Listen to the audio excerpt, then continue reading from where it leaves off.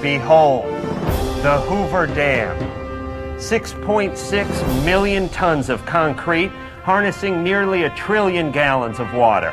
16,000 men spent half a decade building it. They lived in shacks and tents along its base without drinking water, toilets, or shelter from the desert heat. More than 100 of these men gave their lives to this dam. Their bodies are paved over in its walls. Its 2 million kilowatt capacity powers the greatest city in the world, Las Vegas. And just as these heroic men did more than 60 years ago, we are building a dam. A dam to hold back the tidal wave of feminization that is flooding this country.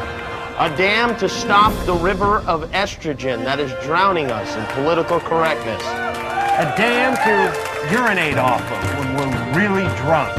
We call this dam the Man Show.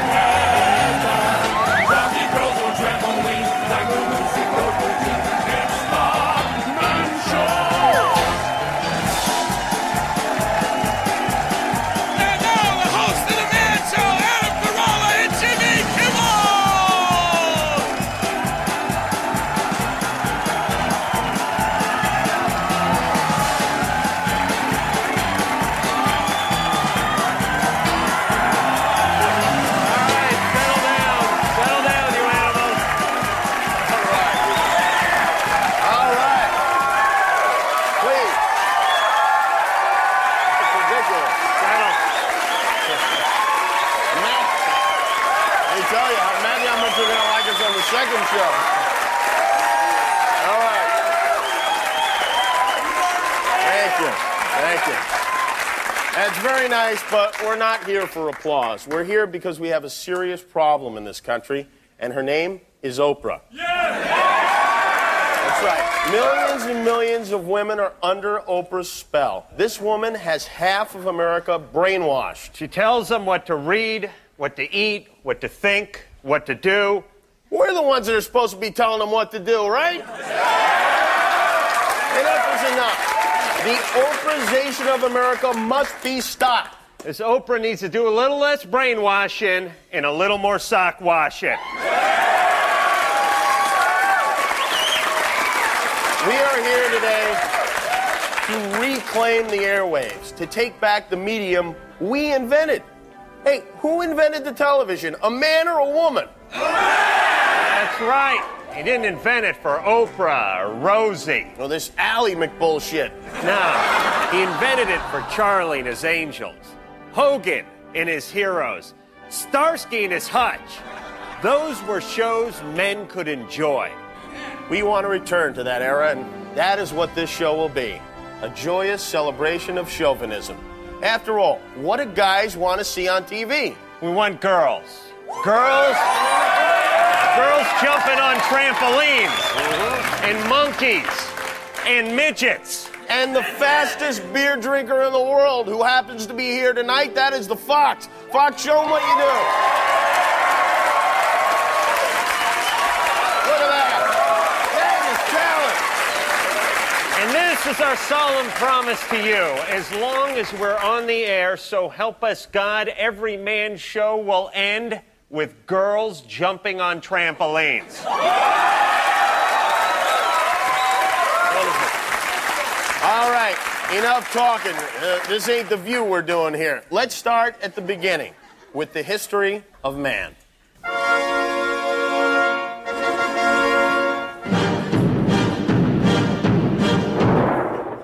Man discovers fire.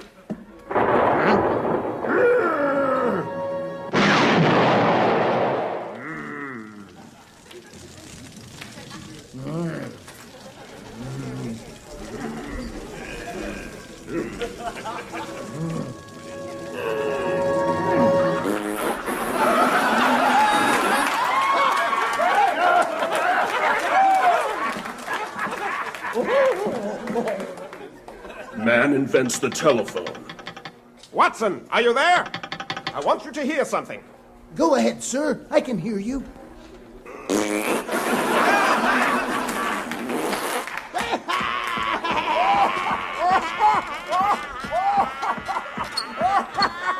Who knows what wonders the future holds for man? My invention is complete. Well, what does it do? Behold!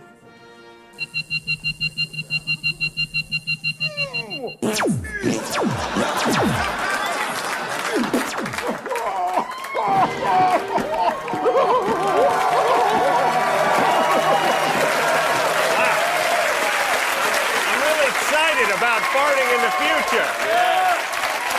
I think we all are. Yeah. All right, everybody, raise your glasses if you have them. A toast, if you will, to the fox.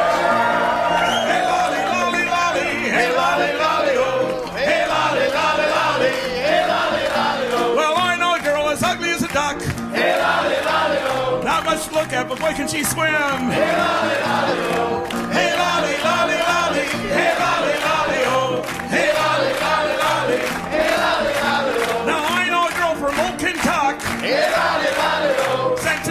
Centered fuck. Hey, lolly, lolly, oh. Hey, lolly, lolly, lolly. Hey, lolly, lolly, oh. Hey, lolly.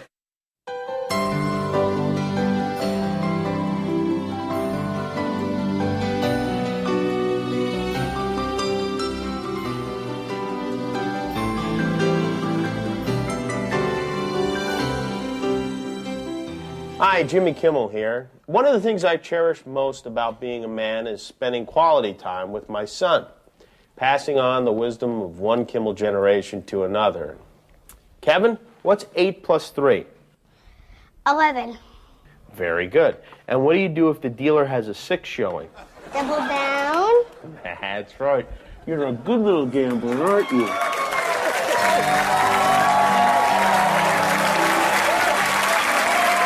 I may be a horrible misogynist, but I'm a wonderful father. You know, the network asked us to have a female presence on the show, I guess other than the Juggy Dance Girls, which I think are sufficient, don't you? Are they not doing a great job? So, we've got to do something called The Wife's Perspective, featuring my actual wife, Gina, who's been working hard and all week. A little too hard, actually. Gina, you backstage? Yes. All right, we'll get to you in a minute, Pudding Butt. You hang in there. But first, let's go to the Man Show Laboratory, where Professor Corolla is standing by. Thanks, Professor? G. You know, after years and years of misery and pain, things are finally starting to look up for men. Yeah, there's this show, of course, but new advancements in science and technology are making our lives easier in ways never imagined before. This is our latest crop of inventions designed by men for men. We call them manovations. You know, I'm a busy guy, and sometimes I just don't have time to get loaded. That's why I love shotgun beer. Tell them how it works, Adam. Well, Jimmy, with shotgun beer, you got 2 tabs to pull. One on the top, the other on the bottom. Helps you drink beer fast. Let me show you. Give it a tap. Unbutton the bottom. There we go. Suck out the air.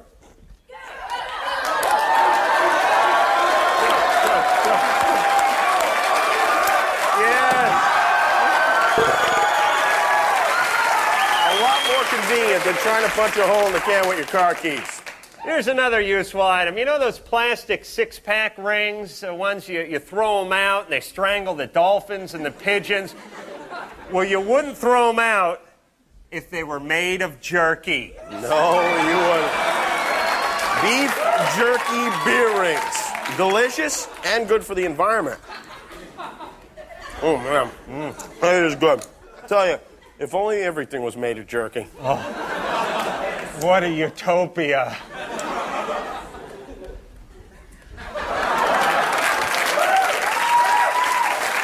All right. Back to the show. You know, there's nothing more embarrassing than a phone call with the little woman when your buddies are in the room. Oh, they love to make you squirm in front of the guys, don't they? Yeah. That's why we've developed the automated affection phone. Let me show you how it works. Let's just say you're on the horn with the old lady, and she says, I love you. I love you too. It also comes with, I'm sorry. and I am listening. you married guys know what I'm talking about. Act now, we'll throw in at no additional charge, inane baby talk. Who's my little pookie boo? Wow. What a great way to placate your broad without looking like a wuss. Face-saving technology from Pa Bell. Now, something for the penis. Nothing ruins a spirited round of masturbation like the puzzled look on your dog's face when he catches you in the act. Is my master in pain? Shall I go for help? What a distraction. But don't put the poor pooch out in the yard. Instead, fit him with one of these. The dog mask. Oh. Look, it's Pam Anderson, everybody.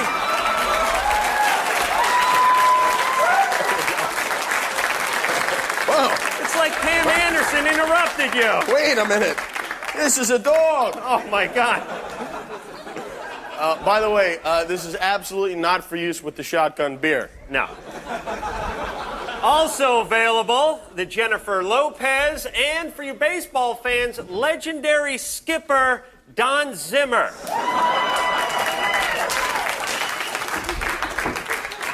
That is a sexy All right, pooch. get the hell out of here, will you, Floppy? Put him in my dressing room. All right. They call him man's best friend, but who you kidding, best friend? Listen to me. Oh, my goodness. Your best friend wouldn't take a dump on your lawn, would he? Jimmy, you wouldn't take a dump on my lawn. Actually, I've done it about 3 times. The point is cleaning up after your dog's a big hassle. Oh, my God. Look at this. Look what Floppy has done. Oh, my God. Oh, that is horrible. You know, it's a real pain in the ass, this scooping up dog crap. You got to bend over. You got to find a garbage pail. You got to smell it. It really is the worst part of owning a dog. Until now.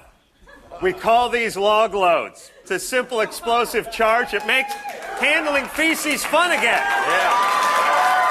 Let's see how these work. You take one of these log loads, you put it right in there, and then what you want to do is light it and get away quickly. Light the fuse.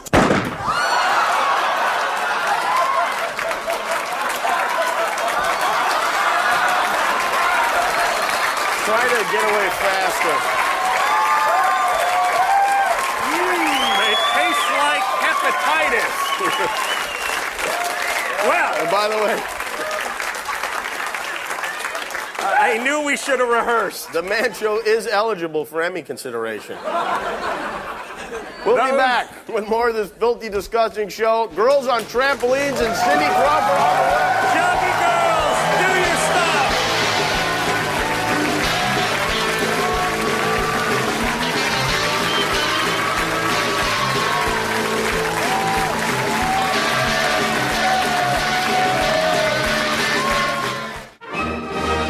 Worst moments in man history. 1920. Men give women the right to vote.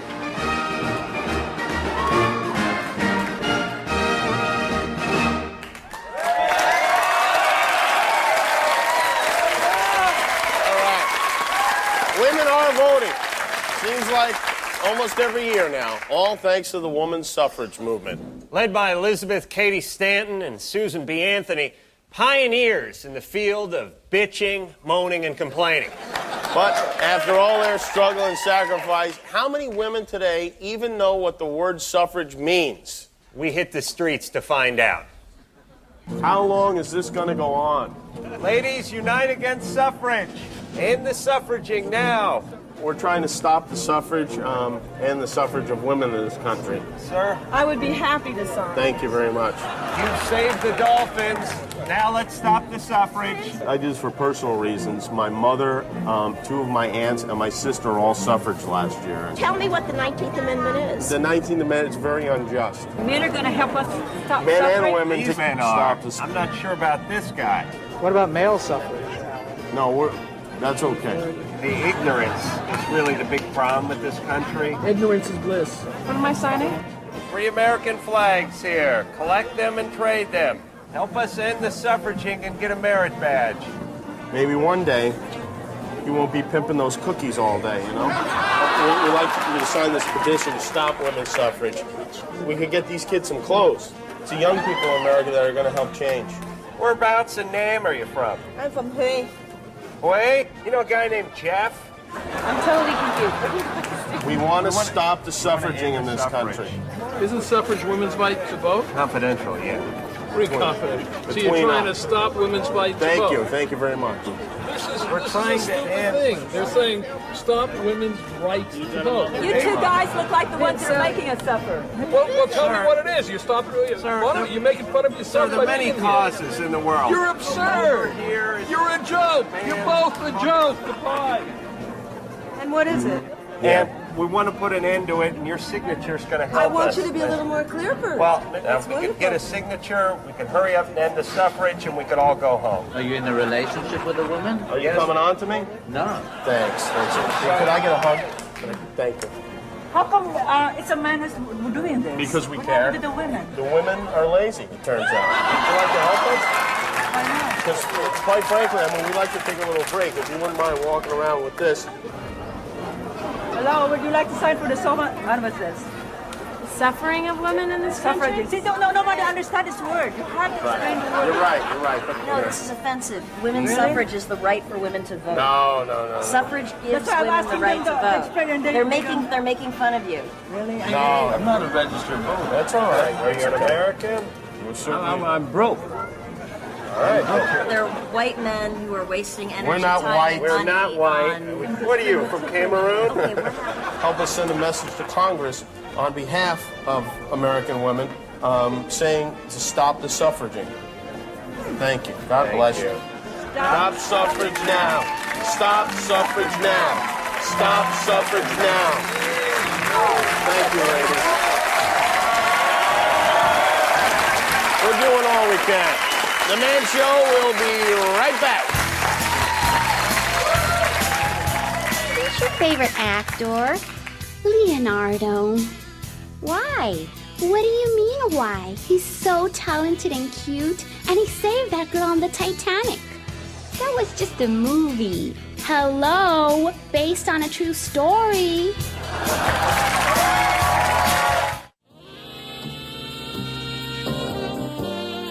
Hi, I'm Cindy Crawford. Welcome to Bathroom Talk.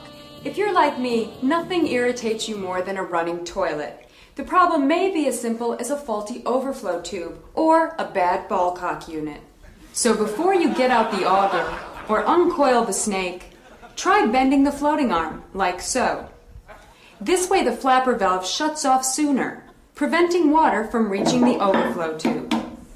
It's just that easy. Next week, we look at ways to improvise a retainer pivot nut in a cartridge faucet. This is Bathroom Talk. I'm Cindy Crawford.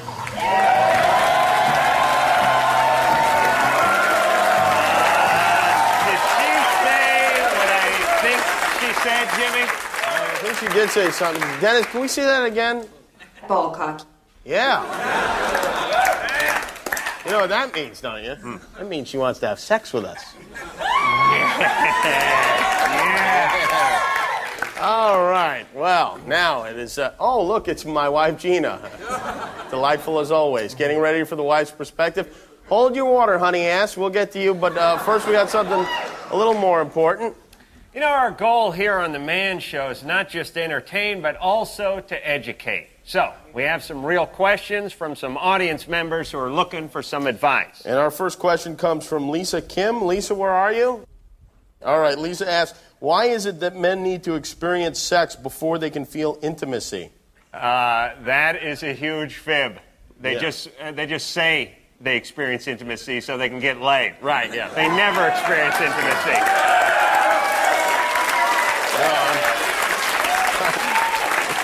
The only intimate moments I have are on my knees in front of the Spice Channel, believe me. All right, next question from another woman, actually. Amanda Meixel asked, do men feel intimidated by a woman who can beat them at a sport? We wouldn't know. That's never happened. Our last question. I think that was very That was helpful. our last question, actually. Yeah, I think it was. We better get to the wife's perspective. Jeannie, you ready back there? Okay. Okay. First of all, hold on a second. Oh my goodness, what a shame. I'm sorry, honey. My girlfriend tells me it's either let you blabble on or watch girls jumping on trampolines. So, unfortunately, we're going to have to cut the wife's perspective tonight. We can talk about it on the very long drive home. All right, fellas, we've had a lot of fun tonight, haven't we? Huh? Fox? Are we a little ziggy-socky to end the program? Yeah! Ziggy-socky, ziggy-socky, hoy, hoy, hoy! Ziggy-socky, ziggy-socky, hoy, hoy, hoy! Ziggy-socky, ziggy-socky, hoy, hoy, hoy! Oh, my goodness! Yes! Now we leave you with girls jumping on trampolines. Good night.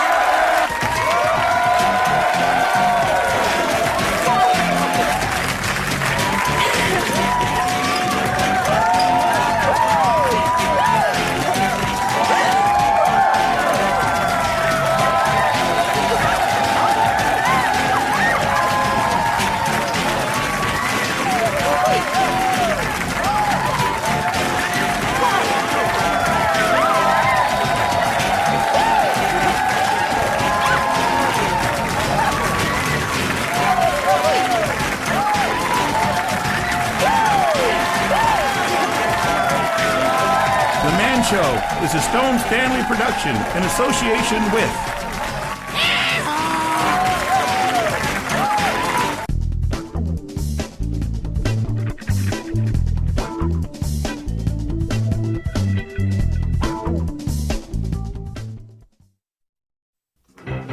Grab a beer and drop your pants, say your wife and get your rest. It's the man show. Quick your job and light a fart. Make your favorite private part. It's the man show. It's a place where people come together. Don't get stuck in home, this chick named Heather. Doggy girls on trampolines, like the loose in those blue jeans. It's the man show.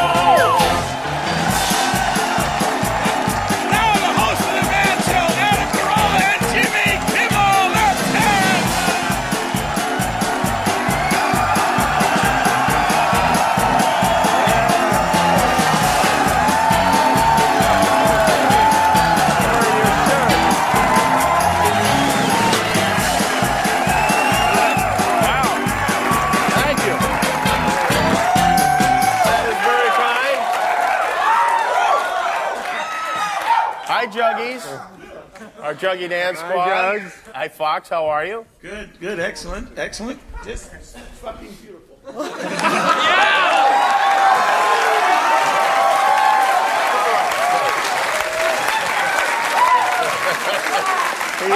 Profanity 5 seconds in. He almost forgot to take his medicine. Okay. All right. Well, part of the reason we wanted to get this show on TV is to set the record straight on certain things that we think are false. Some myths about men that have gotten out of hand. We also wanted to see girls jumping on trampolines.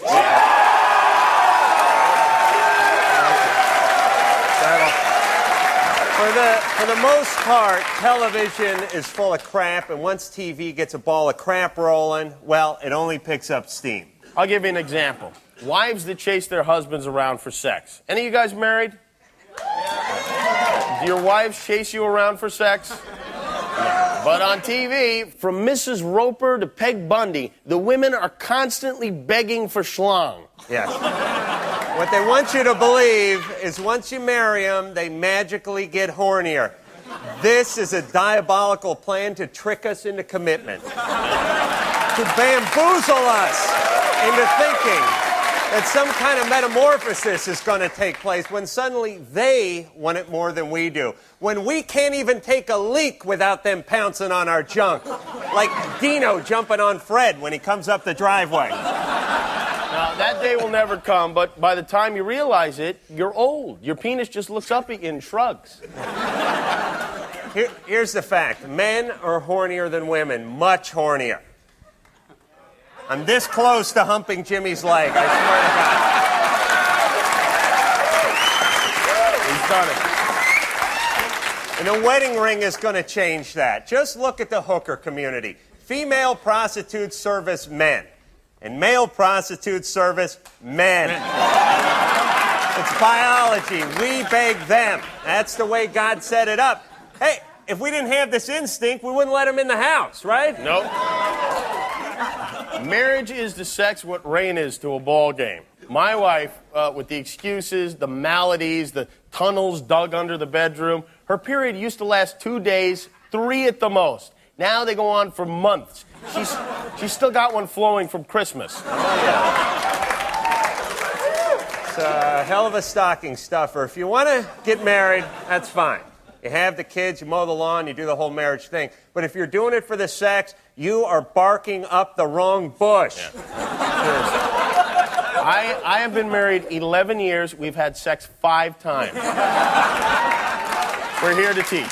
I've seen 3 of them. All right. Now, let's move on. The learning continues. You know, I'm no hausfrau, but I like a nice household hint every once in a while. It's hard to beat on a tip on how to get ants off the counter or how to get barbecue sauce out of a flannel T-shirt. Well, wait a minute. You can't beat that tip unless, of course, it comes from a nearly naked woman. Yeah.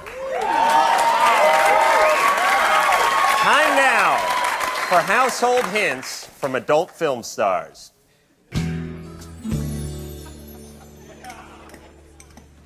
Hi, I'm Serenity, and I'm the star of Wicked Sex Party. And this is Julianne. You may know me from my work in Where the Boys Are at 7 and Blondage. Today we're in the bedroom to show you how to keep fitted sheets on your bed. I move around a lot at night, and I hate it when my bottom sheet comes off the mattress. So here's an easy way to make sure the sheets stay on the bed where they belong. First, I want you to take a piece of elastic about 16 inches long. And thread and needle. And sew the elastic diagonally across the corner of the sheet. Do it on all 4 corners, and the sheets will stay on the bed all night, no matter how much you toss and turn. Want to show them? Yeah.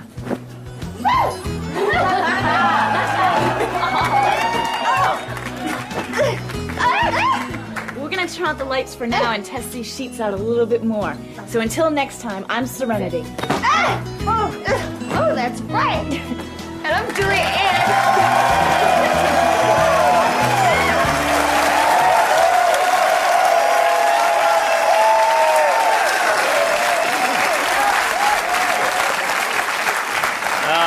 Heloise Schmeloise, am I right, fellas? Coming up, we have movies men don't want to see and girls on trampolines. Fox, weave us some of that magic of yours.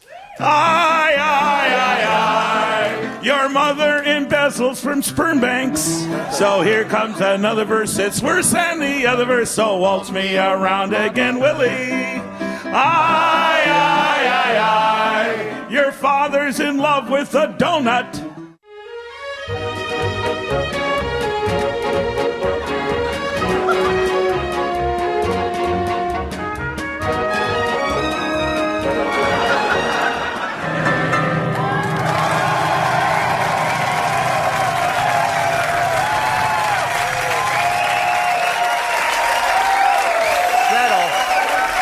There's nothing worse than having to sit through a chick movie. 2 hours of feelings. I don't need that. I'd rather spend 2 hours locked in a porta potty with the Backstreet Boys.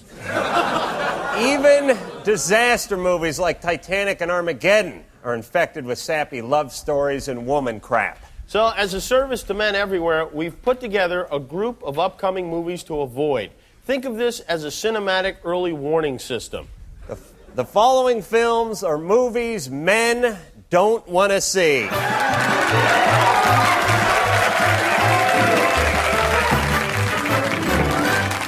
First up, a comedy from the producers of The First Wives Club. 2 of America's most beloved stars in a wild romp through the hilarious world of blanket making. Bette Midler and Lily Tomlin are quilting. A yarn that'll leave you in stitches. Seriously, my wife would need an ether rag, a roll of duct tape, and a wheelbarrow to get me to that one. Next, an inspiring struggle for pride and survival in the Old West. Dick Van Patten and LeVar Burton experience firsthand the trials and tribulations of interracial gay adoption in the 1800s in Pioneer Dads. Oh. They work the land and each other. Oh, yes, they do. I would rather take a bus full of hairdressers to see Snoopy on Ice than go to this dog. Next, from the makers of Forrest Gump, an ironic tale of one man's fight against fate. Robbie Benson plays a calligrapher whose world comes apart after he's stricken with carpal tunnel syndrome in Broken Quills. His future could use a hand. If that movie was playing in a theater that was flooded with old Milwaukee and strippers were drowning in it, I wouldn't step foot inside. All right, now a police saga. Fresh off his smash hit Krippendorf's Tribe, Richard Dreyfuss is Brad Feldman, a Baltimore cop who's never fired his gun, gets along great with his sergeant, plays by the rules, and who the mayor and DA both like a lot in By the Book. He's cleaning up the streets from behind his desk. I would rather wear Sally Jesse Raphael's panties like a ski mask. While she was in them.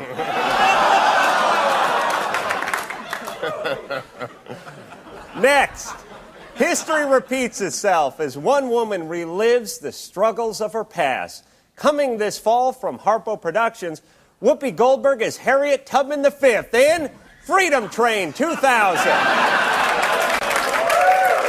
Making stops at Dignityville and Equalityburg.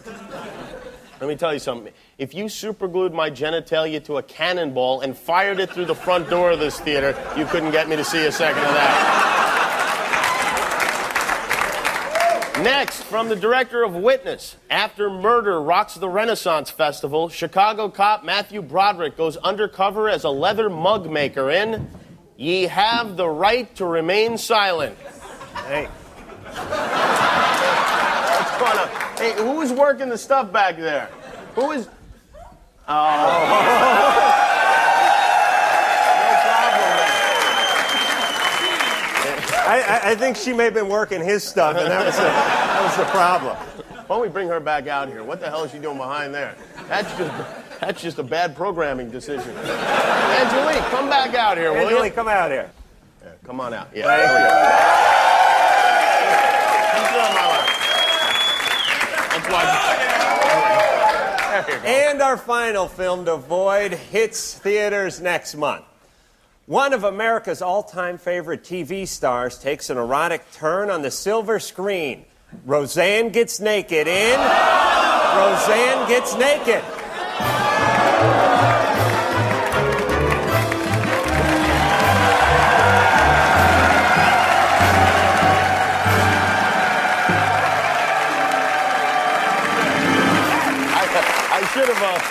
I should have cut a hole in the bottom of this popcorn.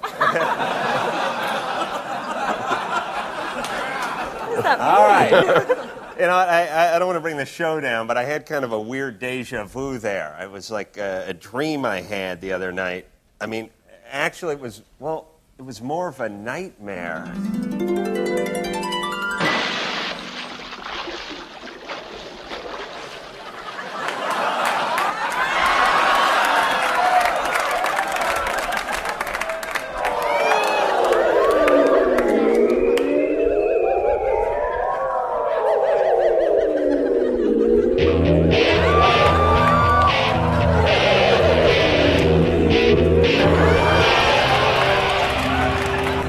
Hi, Adam. You know how cute I always thought you were.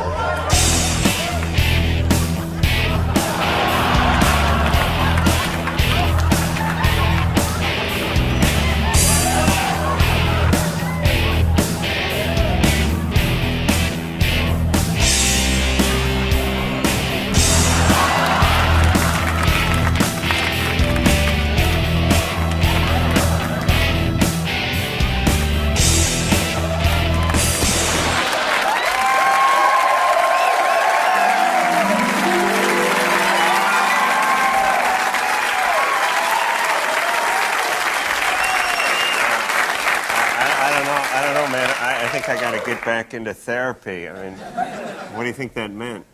I don't know, but that was one ugly broad. All right, if everyone's finished vomiting, I got to tell you, my wife is pissed because we had to bump her wife's perspective segment last week. We ran out of time, so we absolutely will get to it this week. She's a very loud and unpleasant woman. Yes, she is.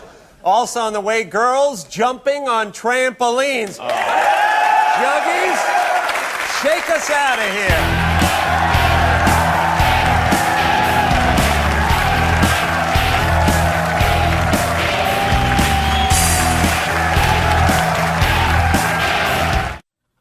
How it really happened. The truth behind the tragedy. The Amelia Earhart story.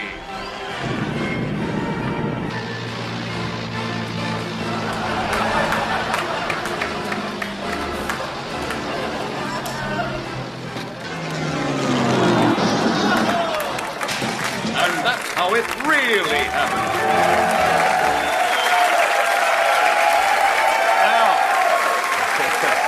A little history lesson. No doubt you've heard the old theory, if you ask 100 women to sleep with you, one is bound to say yes. Now, although I'm a married man, my first love has always been science, and my second love is cheating. Right, ladies? So, join me as I combine those two loves and ask 100 different women, oh, well, that was my wife, I think. Will you have sex with me? Hello, welcome to Hollywood. Would you like to have sex with me? No. Would you like to have sex with me? No, of course not. Would you like to have sex? No? Please. I'm begging you. I think you'd enjoy it. Wouldn't it be delightful if we had sex?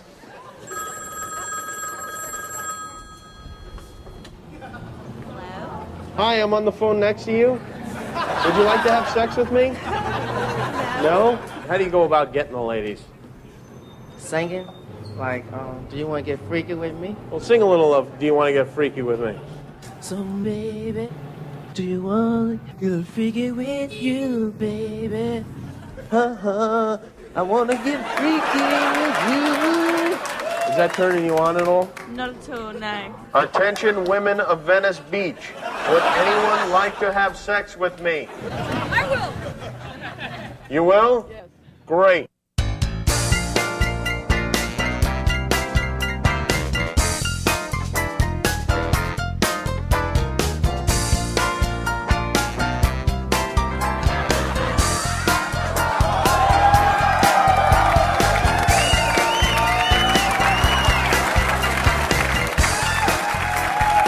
I don't think insane women count for the experiment.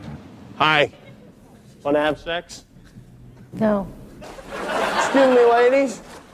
Would you like to have sex with me? No. Doing well today? Yeah. Would you like to have some sex? Yeah, would you like to have sex? All right then, thank you. Hi, I notice you're arranging hats. Yes. Would you like to have sex? No. I'm arranging hats. Do you think a pair of new socks would attract the ladies? Yes. I'll take them. Do these socks that I'm wearing make you want to have sex with me? No. Now we're in Beverly Hills. Women are a little classier. They know quality. Would you be interested in any sex today? No. You don't have to make the sick face. Would you like to make love to me? No. It's a question of age. Oh. You know? Okay. I love you, but it's impossible.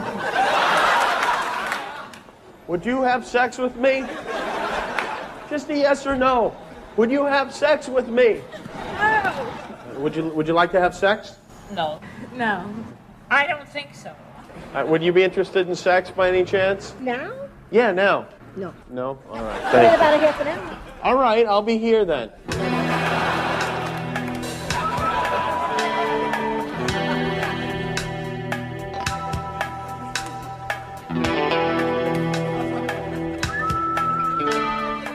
All right, baby, let's go. All right. Take me to Sex Town. Tonight, you wanna get freaky with me, baby? I'm irresistible to women. What can I say? We'll be right back with the Man Show.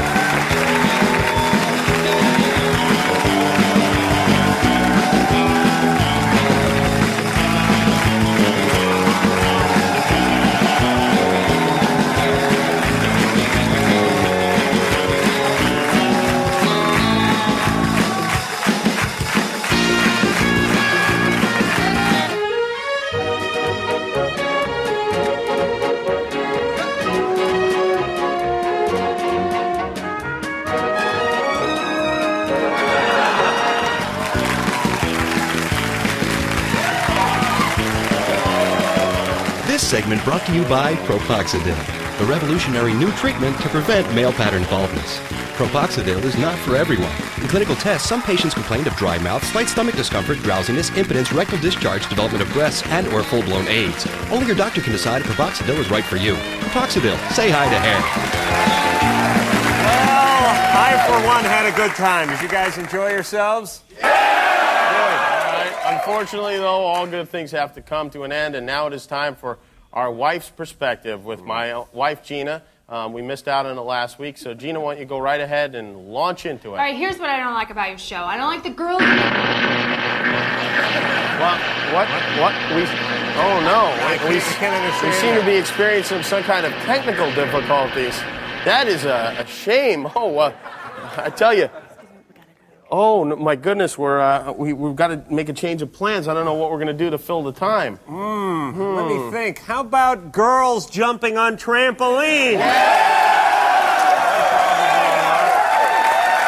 Yeah. When the equipment breaks down, there's not much you can do. Fox, can we have a ziggy-zaggy? Ziggy-zaggy, ziggy-zaggy, hoi, hoi, hoi! Ziggy-zaggy, ziggy-zaggy, hoi, hoi, hoi! Ziggy-zaggy, ziggy-zaggy, hoi, hoi, hoi!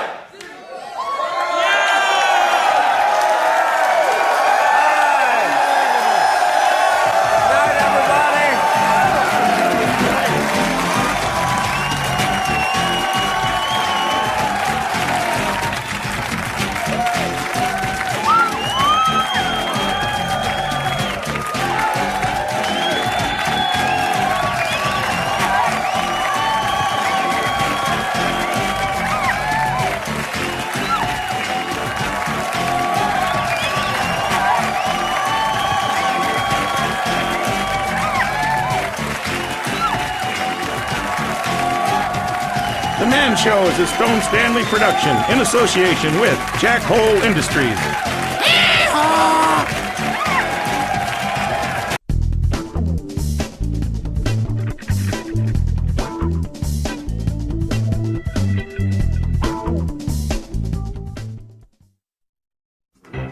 Grab a beer and drop your pants, stand your wife and get your rest. It's the Man Show. Quit your job and light a fart. Ain't your favorite private part. It's the Man Show. It's a place where people come together. Don't get the hands on this chick named Heather. Doggy girls on trampolines, tiger loose in those blue jeans. It's the Man Show.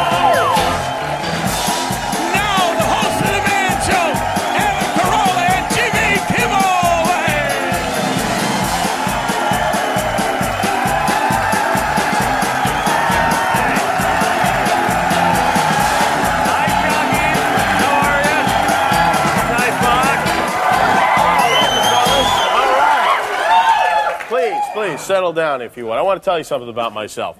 My childhood was a constant quest for pornography. Same here. From the moment I discovered it, I was unstoppable. Nothing could stand in my way. I could sniff out a penthouse enclosed in lead on the bottom of the ocean floor. I could find a nipple in a haystack.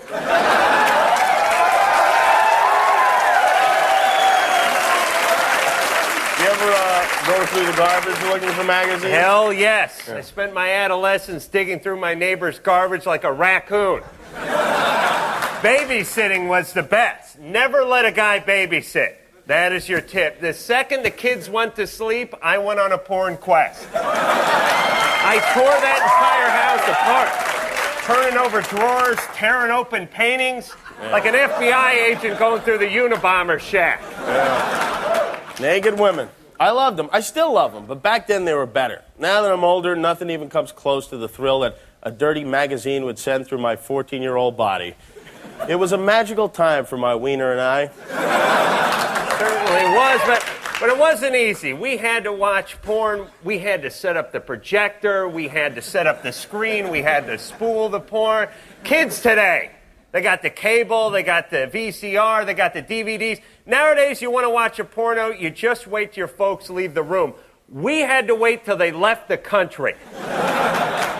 We had to earn it. We wanted to see porn moving, we had to stare at a centerfold and jump up and down. You did what you had to do to get by. There was no picnic for me either, believe me. My parents, Mother and Father Teresa, not a scrap of porn in my house. I once found a Cosmo in their closet. My head almost exploded. Where are my parents? They're actually here tonight. Oh, yeah, there they are. Hey, thanks for nothing.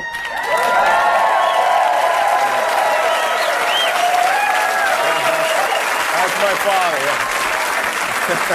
Good old dad. God forbid he shells out $4 for a lousy Playboy. I had to make my own pornography. I used to go through the bra ads in the newspaper and with a pencil erase the tops off the models. Then I'd draw 2 dots and squint my eyes so they look like nipples. Pathetic.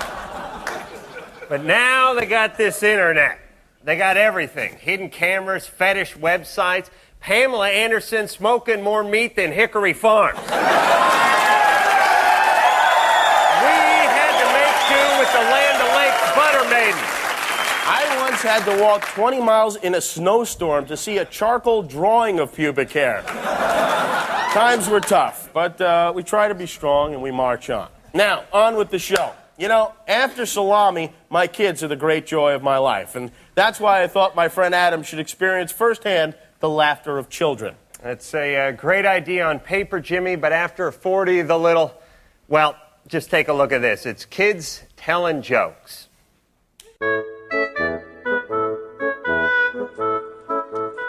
What's your name? Quentin, How old are you? 8? You have a joke for us today? Yeah. What time is it when an elephant sits on a fence? I don't know. What time is it when an elephant sits on your fence? Time to get a new fence.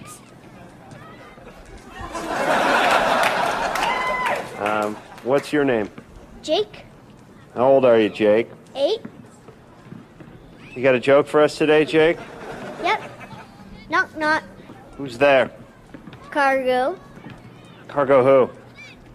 Cargo. Beep, beep. You done? What's your name? Skip. How old are you, Skip? 9. You got a joke for us today, Skip? Hell yes, you'll laugh your ass off. Let's hear it. This guy goes to a $10 hooker, and he gets the crabs. So he goes back to complain, and she says, "What do you expect for $10? Lobster?" Now that's what I'm talking about. This kid is precious. Hey, what do you want to be when you grow up, you little scamp? Pirate. Think you can do anything you want with that attitude. Never thought of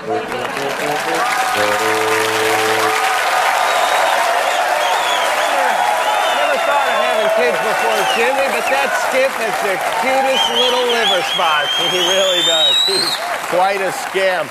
All right, Juggy Dance Squad girls, jug us out of here, will ya?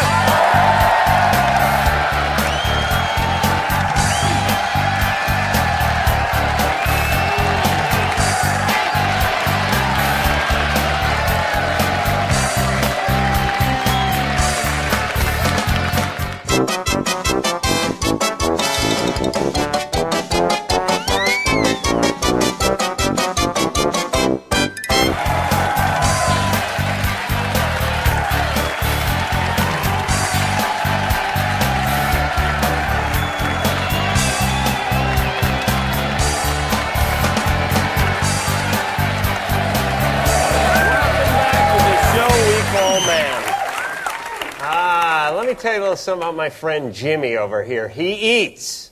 Oh, yeah. And he does not screw around about eating. Jimmy has a barbecue in his car. He brings a hibachi to confession. I once ate 75 chicken McNuggets. I was a witness. You don't believe me? Just take a look at this. The other day, a friend asked me, what is your favorite activity? What do you like to do best of all the things you do? Masturbating, playing wiffle ball, masturbating. But I have to say, above all those things, I love to eat. Eating is my absolute favorite. I eat like a bastard. I eat my food, my kids' food. Our dog is starving because there are never any leftovers. So won't you come along with me now and marvel at my dumpster-like capacity as I ask people, can I have a bite of that? How's that eclair? Is that good? You enjoyed it? Yeah, you enjoying it? Looks good. Can I have a bite of that? Can you have a bite? Yeah. Do you mind? Can I have a bite of that? No. No. No? Just a bite? A little nibble? I need it myself. Oh, I'm hungry. That looks good. That really looks good. That looks real good. Can I have a bite of that? Can I have a bite of that donut? Can I have a bite of that? Take the whole thing. Thank you. Yeah, it's excellent. Who do you say you and I go get some beers after this? Oh, thank you. You're very nice. Thank you. Hey, I won't eat on your side. Ooh, he really did bite. It's very good. I love butter. Oh, you don't eat it all? I just love the butter.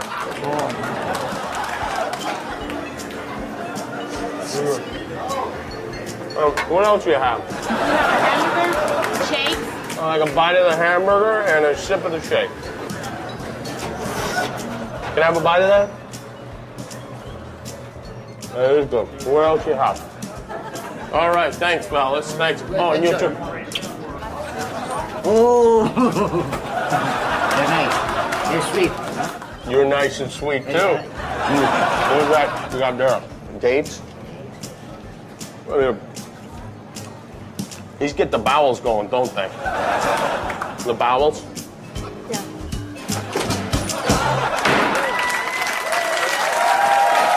Well, it's been quite a day. Tell you, kind of makes you feel good to know people are so giving. But now it's my turn to give a little something back, if you know what I mean. So, could I get a little privacy, please?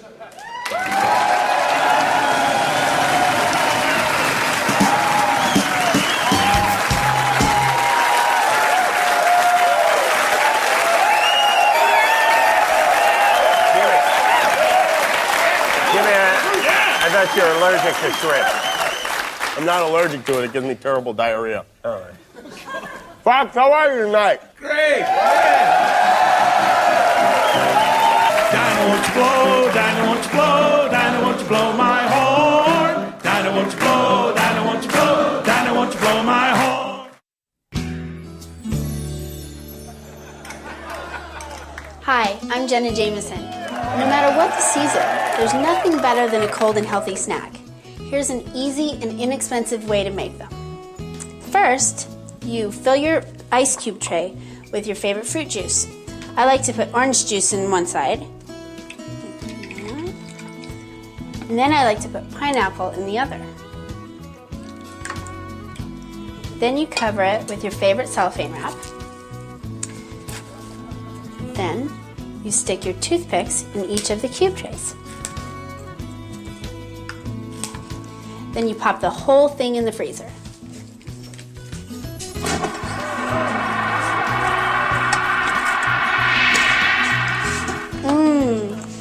Now, just pull the cellophane off, remove the toothpicks, and you have delicious juice pops. Big one for me. And as you can see, kids love them. Oh boy! Okay, boys, relax. Thank you. See you next time. Okay. That's nice.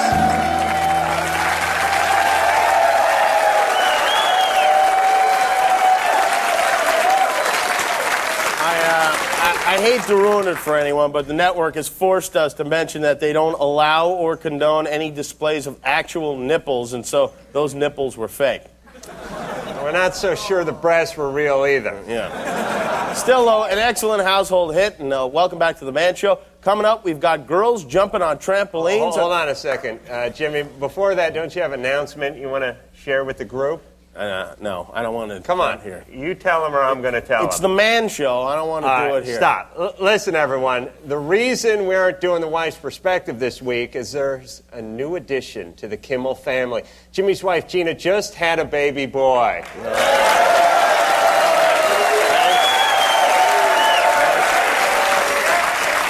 Thanks. Gina's doing well. Baby's healthy, thank God.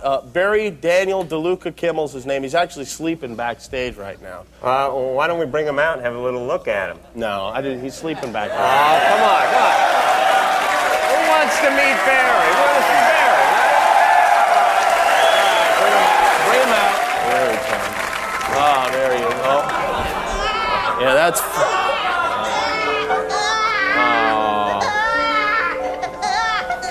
Oh. Juggy nurse has brought him out. Oh, don't cry. Don't cry, buddy. It's okay. It's okay. It's okay. He must have been asleep. Oh, how cute is he? He looks just like his mother. Why don't you pick him up?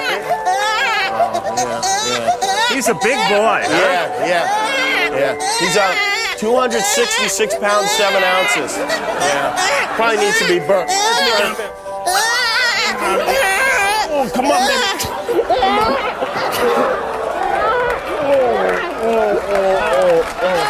I got a bubble.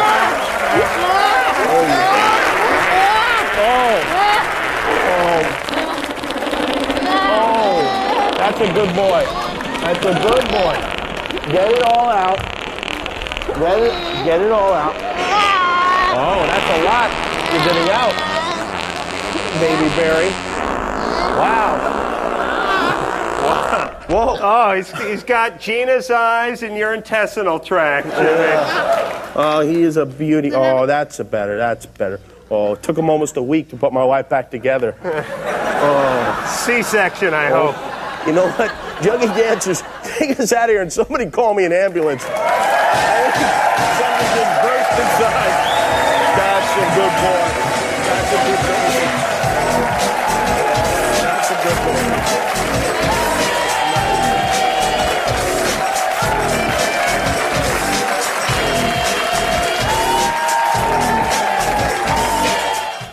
Welcome back to the Man Show. The Wife's Perspective, which features my wife Gina giving a piece of her mind, will not be seen tonight as Gina recovers from the trauma of having baby Barry. But we could all use a week off from baby Barry. Yeah. It's time to answer some questions from the audience. You know, people come up to us on the street and ask us, what qualifies you to tell men how to be men? What makes you such an expert on manhood? I'll tell you something right now. We've both been men nearly half our adult lives. Yeah. So they take those credentials to the bank and smoke them. So, we got some real questions from some audience members looking for some advice. All right. Our first question is from Keith Hafner. Is Keith here? Keith Hafner? Oh, there's Keith right there. Well, he's a Holner. Keith. Are you kidding? He's 1 1/2ner. Keith asks, is it healthy to masturbate 6 times a day? Yeah, I don't think so. I mean, that's a little light, isn't it, Keith? Yeah. What do you got there? Well, you got the Epstein-Barr virus or something? 6 plus or minus 4. Yeah, I don't know. I don't know. Maybe vitamins, some kind of B12 shot. Are you stressed out? Are they working you too hard at the office? I mean... No, it's just stress. School. Okay, yeah. See if you can find some more you time. Yeah. All right. Stay away from the me and Jimmy time. Make sure Keith keeps his pants on when he sits down, too. 6 times a day, please. Our next question is from Paco Delgado. Paco is here from San Diego. He says, my roommate has problems with excessive back hair. Do women generally like this, and what should he do? Where's Paco, and where's your roommate? He's not right sitting over by here. you? Oh, wait. These guys have had enough of each other. Well, let's have a look at the roommate. We don't really need to see Paco. Roommate, stand up, will you, for a second? Stand up. Some back hair. Show us your back. See the back. See the back. Pull the shirt up. Just pull the shirt out and show us what you got going on the back there, because,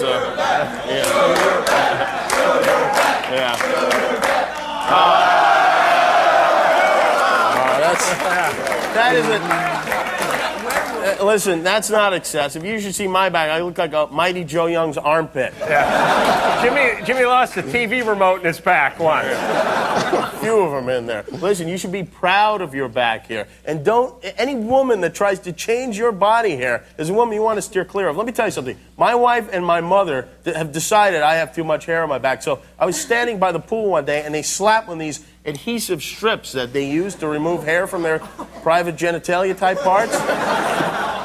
And once it was on there, I knew it had to come off. Right. And that does not feel good, let me tell you. No, it was like in Vietnam when you had to carve a landing strip into the jungle. Yeah, that's exactly Those what of it you was who were like. there know what I'm talking about. Yeah, except it was slightly more harrowing than Vietnam. But the back hair looks fine. It proves that you're a man. Stick with it, I say. All right. Let's do one more question here. Jude Cohen. Is Jude Cohen here? Jude? Catholic? Where are you? Yeah. Hey, Jude. All right, Jude. Jude asks, how come just because I have a $70,000 Porsche 911, guys think I have a small penis? You really? Why first is off, you got to wear your pants up when you're driving the car because you're really giving them the wrong impression. Well, I mean, the fact is they're jealous. They bump the girl next to him and say, hey, that guy is because he has a small dick. But, you know, this is really your opportunity to prove to the entire nation that you don't have a small penis at all. And, I suggest you just whip it out. Yeah. Jude, I think that's the way to go. Just whip it out and there'll be no more talk. Yeah, go ahead. Why not? Remember to let her into your heart. Oh, I know. I don't even know what that means. I was on a lyric. All right, everybody have a good time tonight?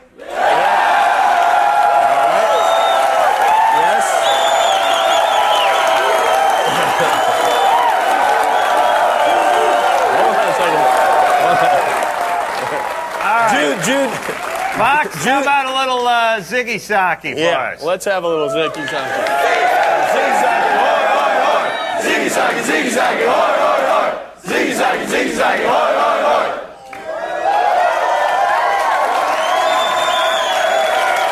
What a talent. And now, as promised, girls jumping on trampolines. Good night, everybody.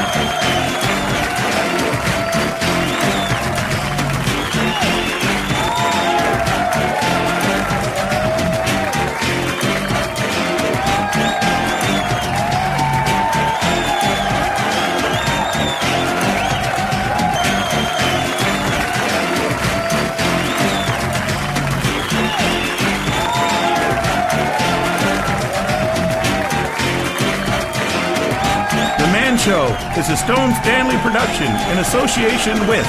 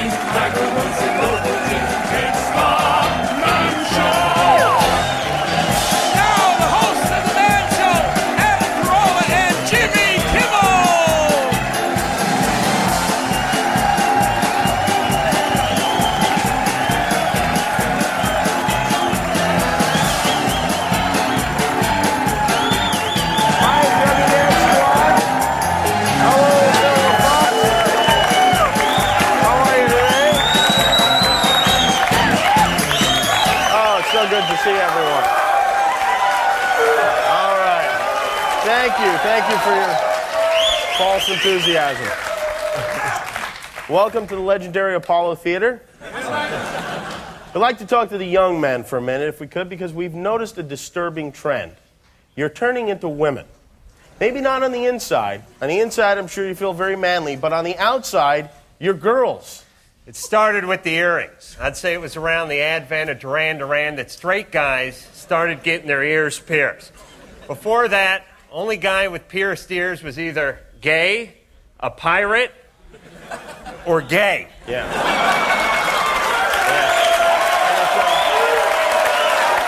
drove the fathers nuts, but times changed, people got used to it, and for a long time, that's as far as it went, pierced ears. But then you started piercing other stuff, important stuff.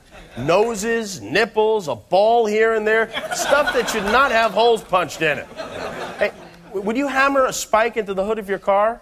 Then why do it to your penis? Let me tell you something personal. I spend the better part of each day keeping sharp things away from my junk. It is the first thing I think about when I wake up in the morning and the last thing I think about before I go to bed at night. It's why I sleep on my stomach. Yeah. Ponytails, bleached hair, eyeliner, body shaving. Believe me, male breast implants are just around the corner. That's right. Men shouldn't be pretty. That's the deal. You want to look like a guy, you look like us. That's the way you should look, right, Jimmy? I recommend it. But listen, if you must dick around with your appearance, if you have to do something to yourself, here are the 5 acceptable alterations. Number 1, shaved head. Very practical. This is the ultimate not caring about your hair. Plus, a bird craps on your head, it rolls right off. Number 2, sideburns. Elvis, Tom Jones, Carl Yastrzemski, Adam's grandmother, all wore sideburns and all wore them proudly. Damn straight. Number 3, beards. Beards are great because you know you don't want to mess with a guy with a beard. The longer the beard, the further you stay away. I think it's like an inch for every mile you have to stay away from it. Number 4 is tattoos. Tattoos are fine, but only of ships and women. And if you make more than $35,000 a year, you're not allowed to get a tattoo. Who do you think you're kidding with that? Please. Right. Number 5, tube socks. Tube socks. Number 5, it is okay to stuff a ball of tube socks in your shorts. It lets the ladies know you mean business. There you have it. That is the list. Anything that was not on the list is unacceptable. We're here to teach. Now, how many of you guys would like to get to know our Juggy Dance Squad girls better?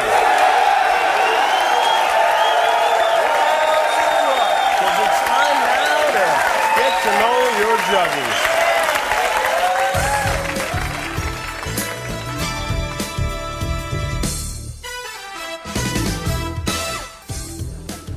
Come with us as we take a revealing look at Juggy dancer Vanessa Kay, who first stole our hearts in the show opening as Nurse Heather.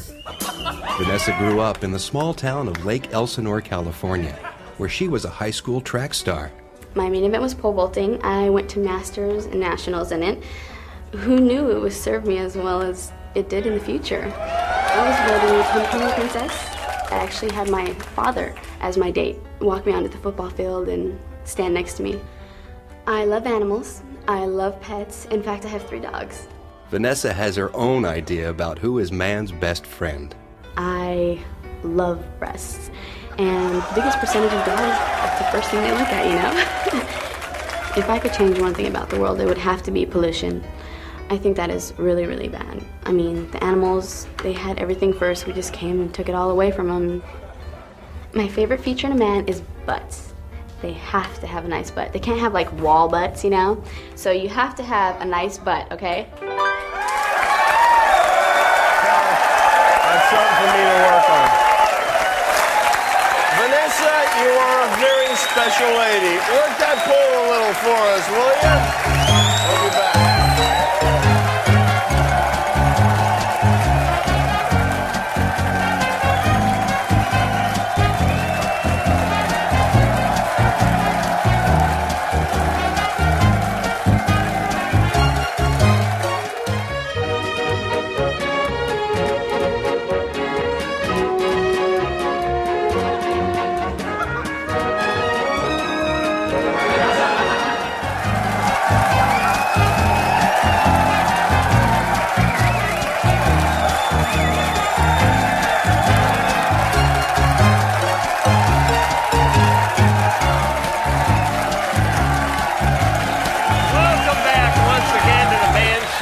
Laboratory, a privately funded think tank dedicated to solving men's problems and simplifying our lives. The Man Show scientists have been working around the clock to devise new and exciting products, revolutionary products we think will significantly improve your quality of life. We call them Manovations. You know, millions of men worldwide are afflicted with a serious disease called alcoholism. Thousands and thousands try to give up drinking every year, like the Fox. It's been 45 years now. Most fail. And for those failures, we present the Alka-Derm Patch. The Alka-Derm Patch won't solve your problem, but it will make hiding it a whole lot easier. Just stick it on your arm and feel the sweet intoxication flood through your pores. Perfect for funerals, the witness stand, or that boring harassment seminar. The patches come in 3 different doses. The 4-beer buzz, the night on the town, and the Ed McMahon. I am so blasted I could urinate a pitcher of margaritas. Let me get a lime and some salt then. Do we have any premature ejaculators in the audience? In the audience? Oh, sorry. All right. And our next Manovation is for you. Guys spend months, sometimes years, trying to coax a woman into the sack. So when you do finally get them there, you're going to want to make it last. Now you can make sure it does with the Ejaculator. With this clever little wristwatch, you'll never have to think of baseball again. Its 2-inch video screen features a series of images that are sure to keep your bullets deep in the chamber.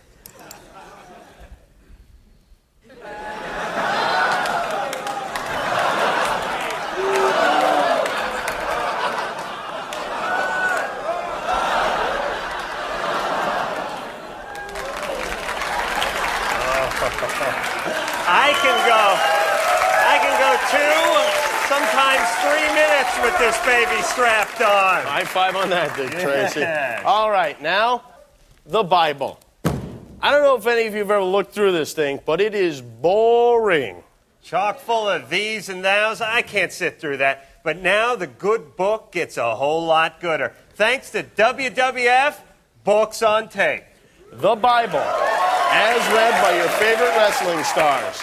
Like Stone Cold Steve Austin. Let's hear a clip. And David saith unto Goliath, say cheese, jackass. Shawn Michaels.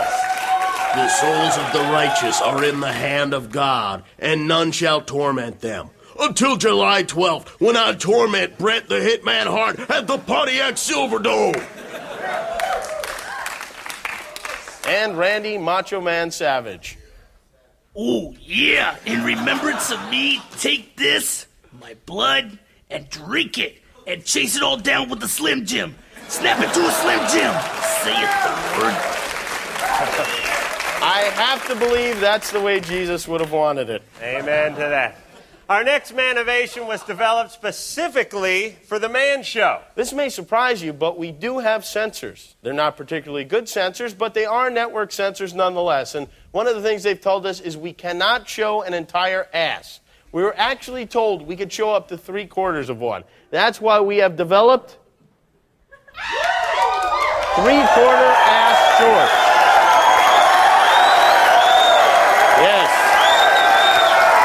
The 3/4 ass shorts. Jugging tested, network approved. You might not get to see the whole moon, but you do get most of the crater. And for the ladies, 3/4 shorts for guys.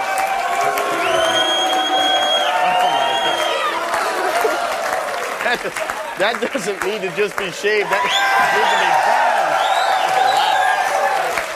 Oh, my God. All right.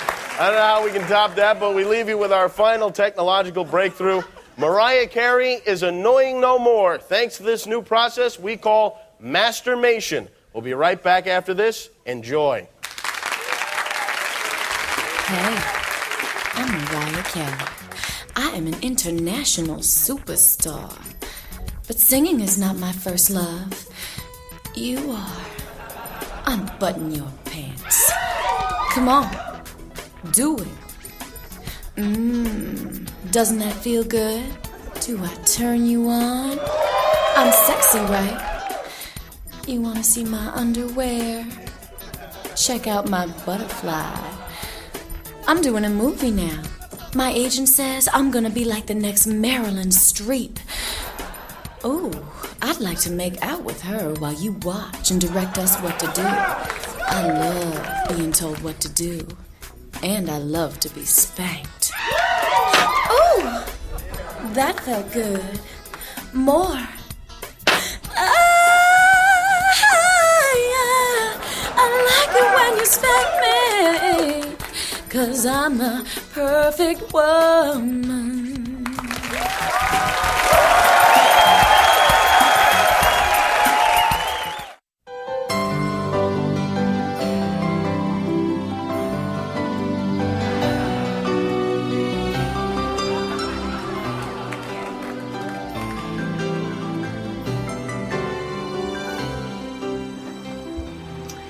And then the three bears devoured Goldilocks and picked their teeth with her bones. The end. Why did they eat her? Because, Kevin, Goldilocks laid around their house all day, eating their food and sleeping in their beds, and never once did she get up off her fat ass and lift a finger to help with anything. Like Mommy? Let's never mention the Goldilocks story again, okay, buddy?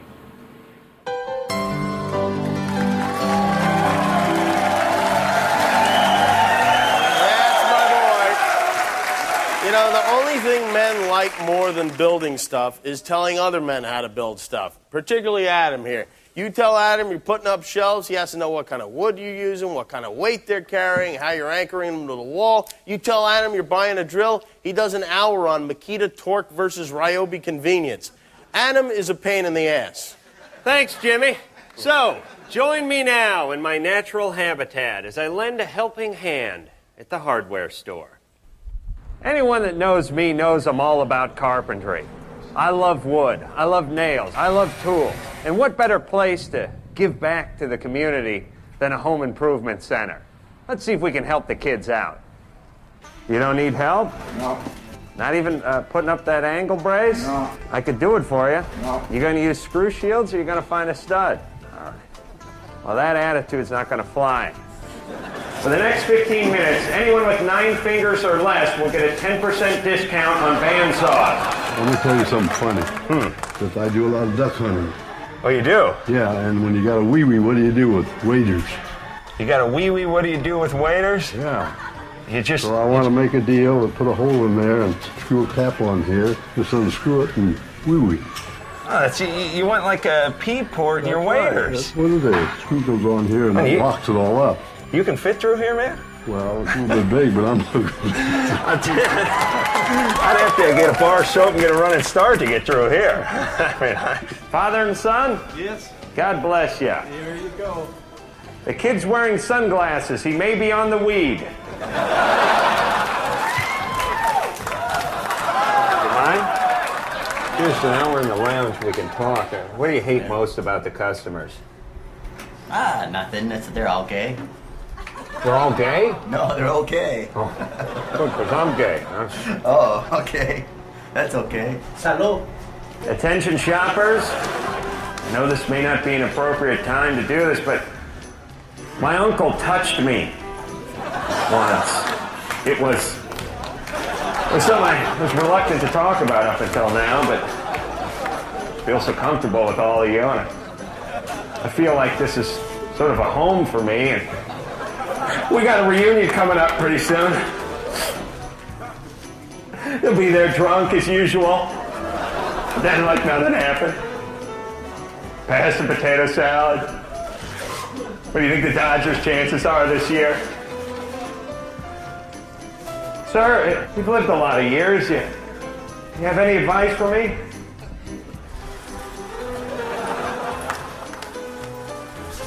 I need these.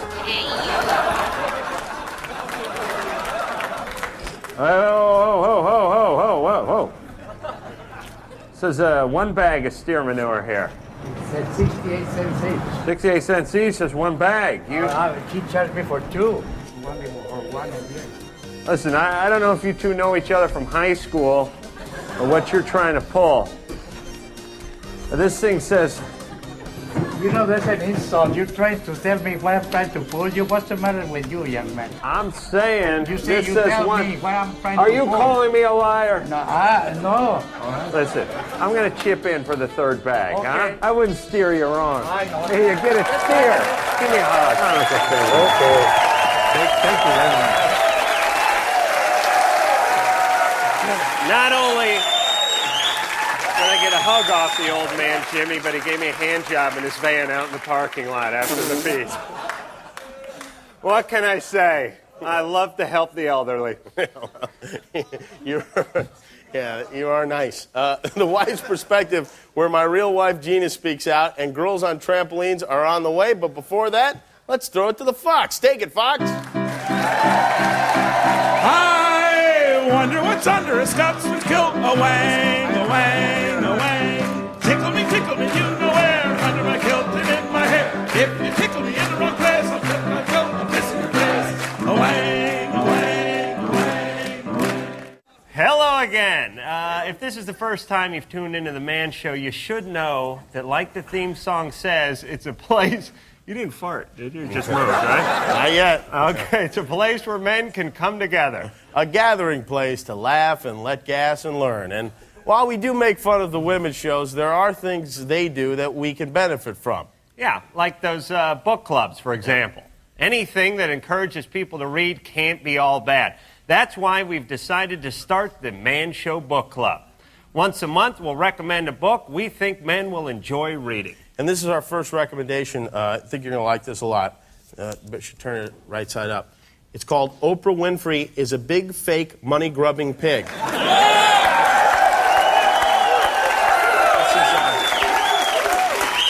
This really is an excellent read. Chapter 1, Pretending to Care. I wouldn't read that book if the vowels made my penis grow. All right. Now it's time for the wife's perspective with my wife, Gina. I think Gina's kind of pissed, Yeah, too. Gina is pissed because we've been trying to get to this since the first show, and we have not been able to. Plus, she's a little hormonal after having a baby Barry. It was a difficult delivery. Gina, are you ready to go back there? Thank you. All right. I don't know who you two think you are, but if you're going to stand there and spew crap in front of a bunch of drunken morons who couldn't get a woman if they had a net, maybe they should know some things about you. I can't hear what she's saying. I can't Is terrified of money. I can't hear a word that's coming out of her mouth. That is unfortunate. Well, honey, you got to do a better job of keeping those kids in line, chicken pants. All right? I don't know what to tell you. That is a real shame. What are you using for a car seat's the real question. All right, Fox, how about a little Ziggy Saki? Ziggy Zaggy, Ziggy Zaggy, hoi, hoi, hoi. Ziggy Zaggy, Ziggy Zaggy, hoi, hoi, hoi. All right, that's our show. You guys have been a great audience, well behaved. Thank you. And here they are, girls jumping on trampolines.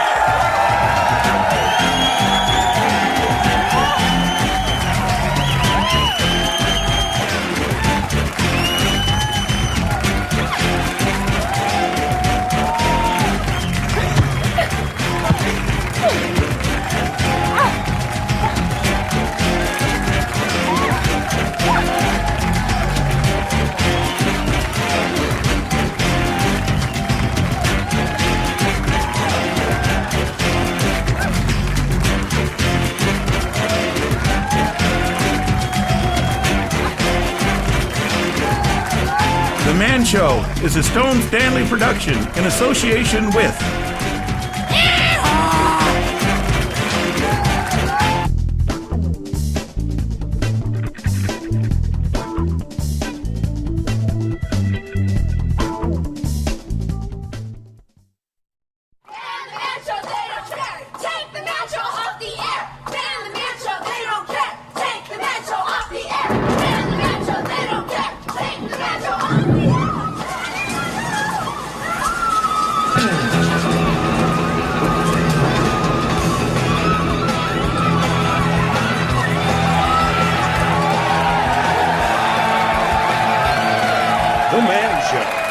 bad water. Grab a beer and drop your pants, tell your wife and get your friends. It's the Man Show. Quit your job and light a fart, yank your favorite private part. It's the Man Show. It's a place where men can come together. Look at the hands on this chicken head. Doggy girls on trampolines, like the loose in those blue jeans. It's the Man Show. And now the host of the Man Show, Adam Carolla and Jimmy Kimmel.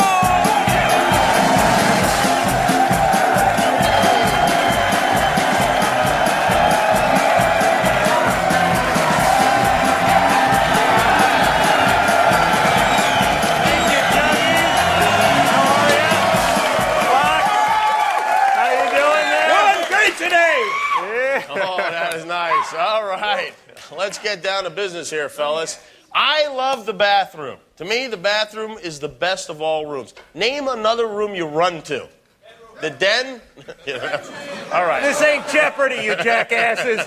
Let the man continue. He got me on that, though. The bathroom is my favorite spot.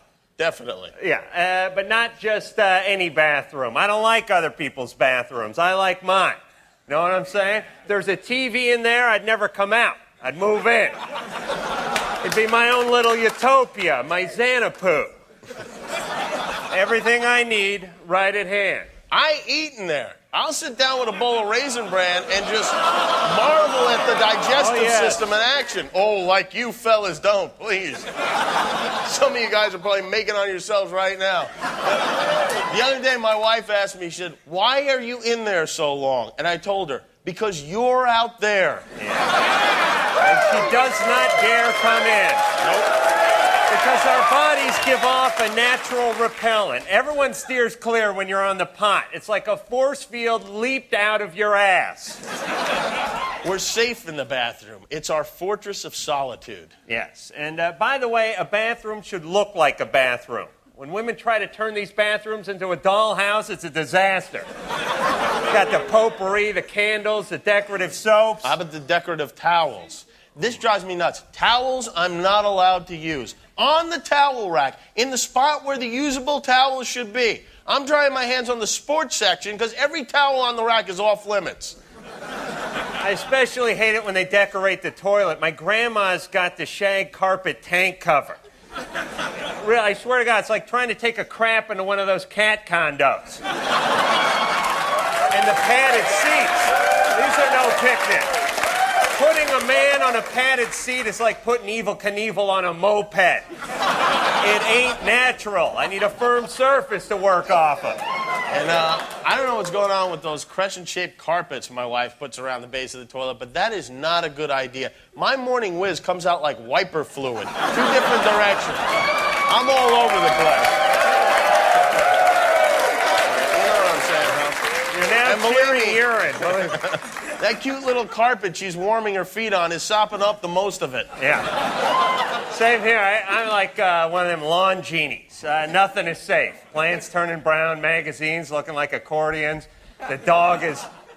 Actually, I think the dog kind of digs it, actually. But the point is, the bathroom ain't pretty. Let's keep it that way. Yeah.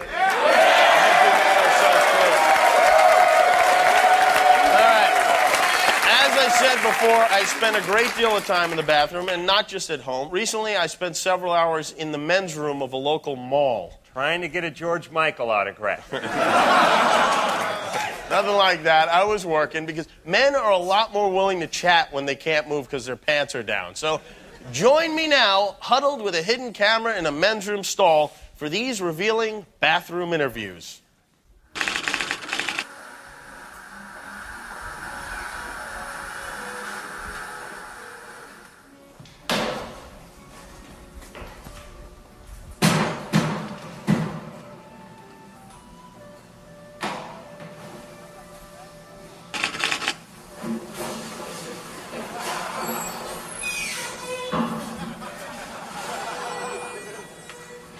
How's it going in there? Hey fella, how's it going? How are you? What'd you have for lunch? I haven't had lunch. May I recommend the rotisserie chicken? Yeah. That's what I got going right now.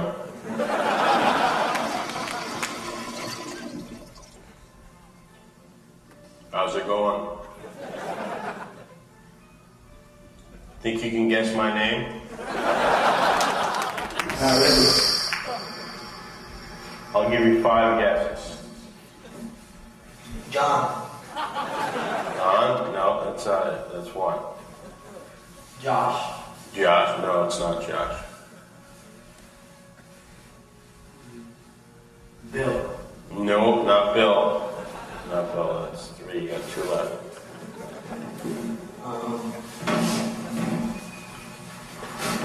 James.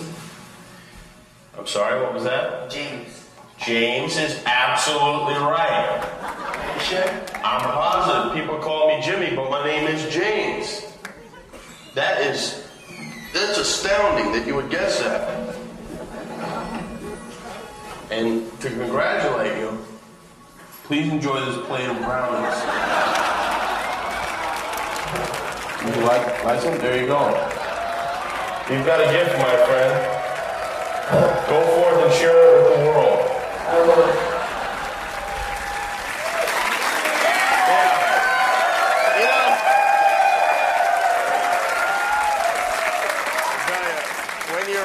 When you're crapping next to a guy, it's real nice. There are no racial barriers, there are no colors, just 2 equal pairs of feet.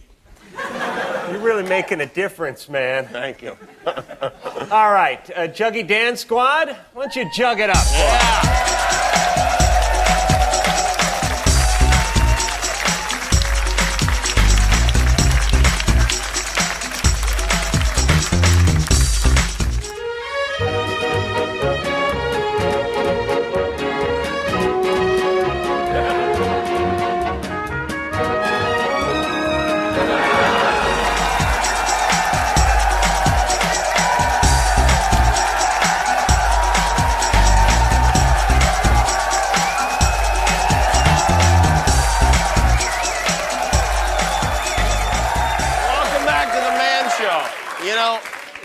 Is a mess. Our leaders can't be trusted. This democracy nonsense has gotten out of hand.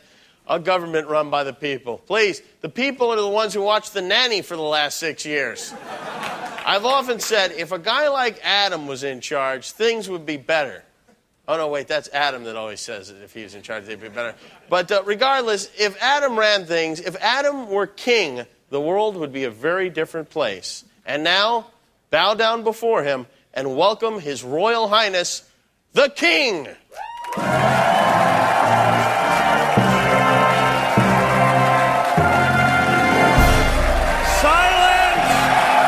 Silence, name! Silence! First order of business when I am king, I will force paroled sex offenders to wear rainbow wigs and swim fins. That way they'll be easy to identify and even easier to run down. When I am king, I will eliminate male nurses. The only thing a man should nurse is a bottle of scotch. Plus, at least half of those male nurses are mercy killers. Also, any female nurse older than 40 years of age will be replaced by a young, nubile candy striper. You're already sick. The last thing you need is a sponge bath from a broad that looks like Tommy Lasorda. Furthermore, silence! I will install coin slots on life support systems. You will live as long as your family can keep making change. Silence! The king is parched and grows weary. Jester, bring forth a chalice of ale.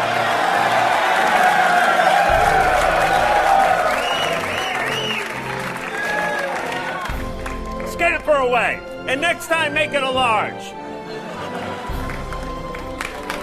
Silence! Silence! When I am king, all bottled water will be stocked with trout.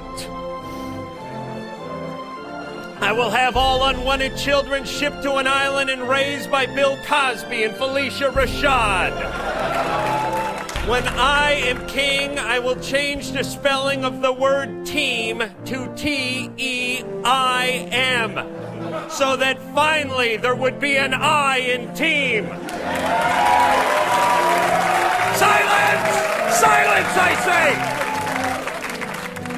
When I am king, I will instruct the royal chemist to invent the shaving cream that smells like women's underwear. The king feels hunger. Court gesture, bring forth a shank of animal.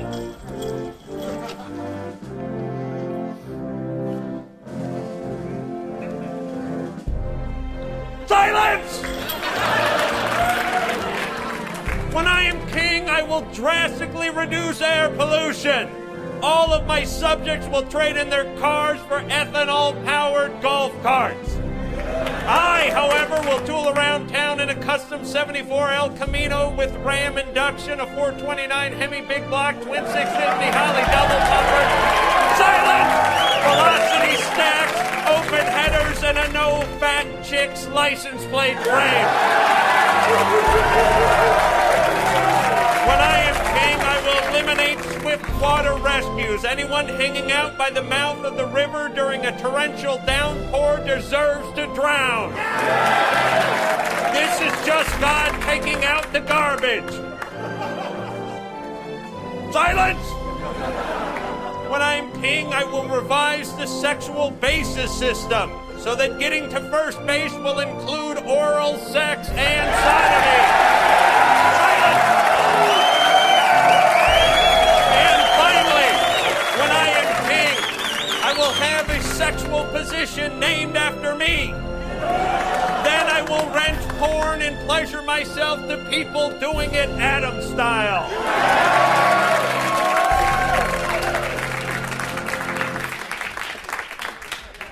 The king has spoken.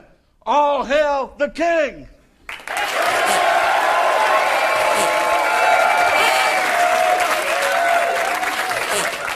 All right, you're going to get a hernia. Dance, little friend, dance.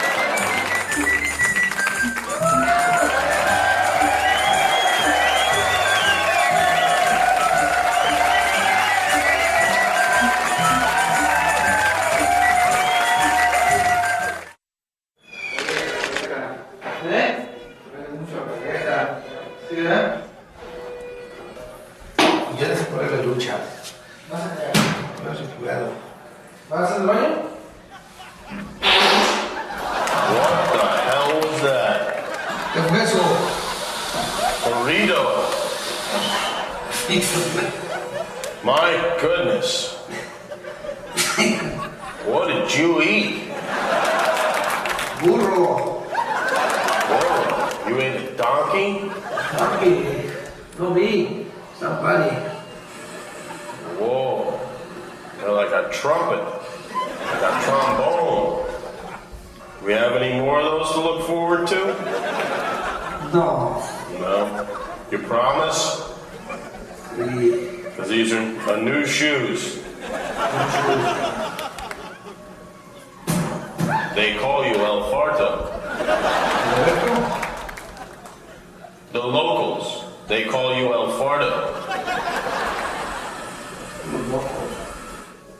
Think I'm gonna pass out.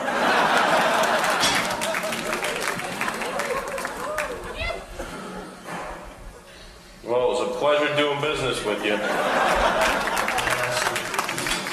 Lave los manos.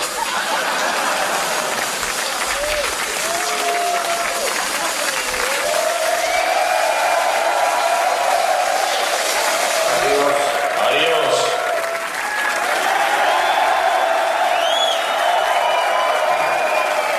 Those were hard-hitting interviews. Give me your regular Ted Crapple. Thank you, thank you. You know, once in a great while, a man comes along who changes the way we look at the world.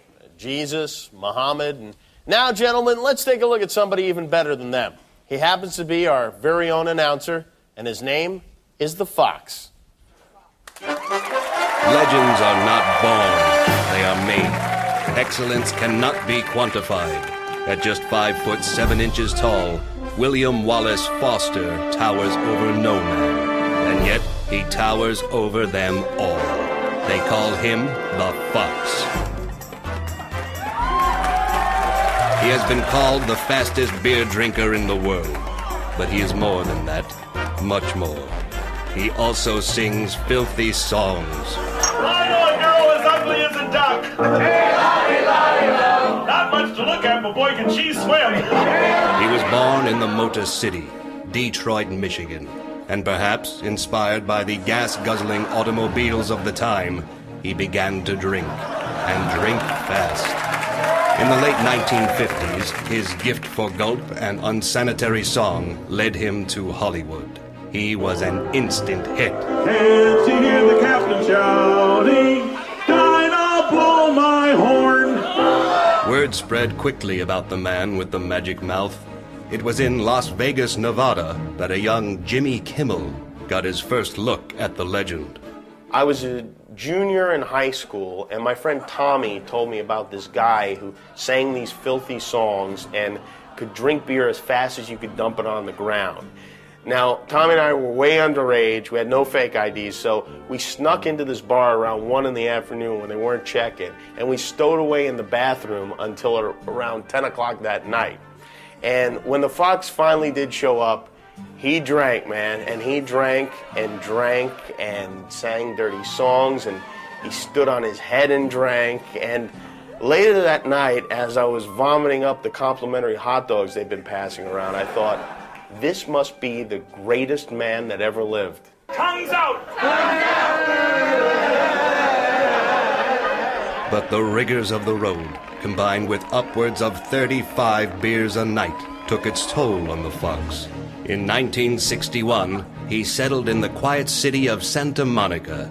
It wasn't quiet for long. I know a girl who's 6 feet tall. Hey, lolly, lolly, oh. She left footprints on my wall.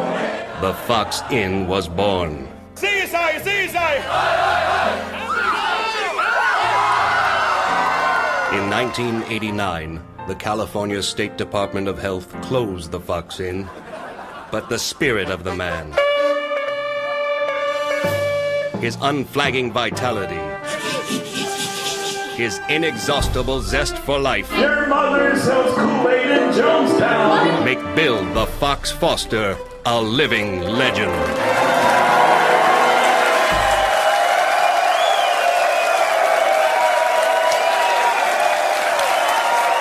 What a stirring portrayal. Fox, it's too bad your liver couldn't be with us tonight to enjoy this moment. To the Fox's liver, everyone!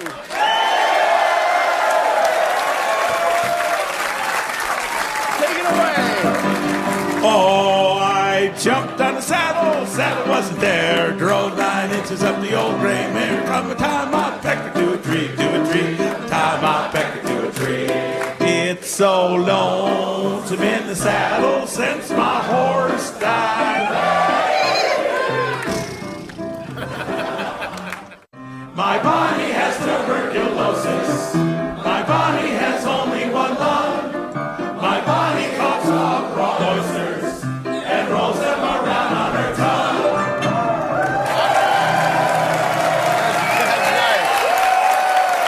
All right,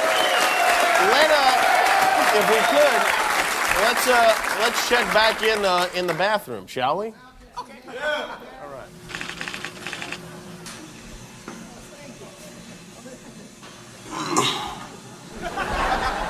So we meet again.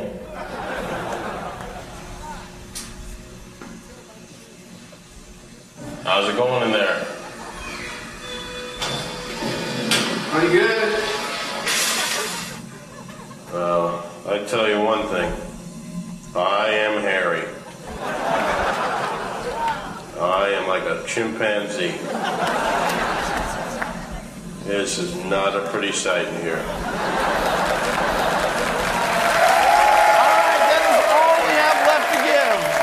Thank you, Juggies. Great job tonight. And Fox, a Ziggy Socky to close it out. Ziggy-zaggy, ziggy-zaggy, hoy, hoy, hoy.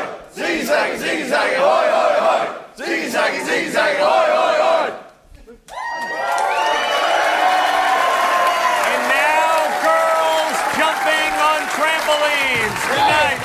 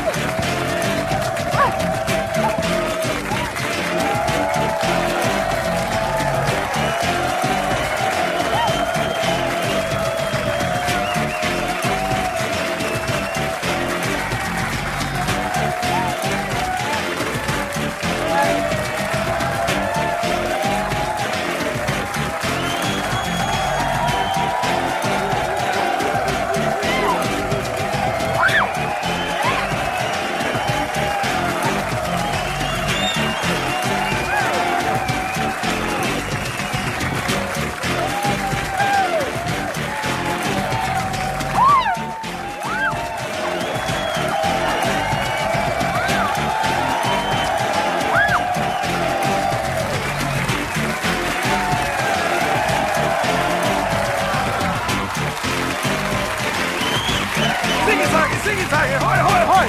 The Man Show.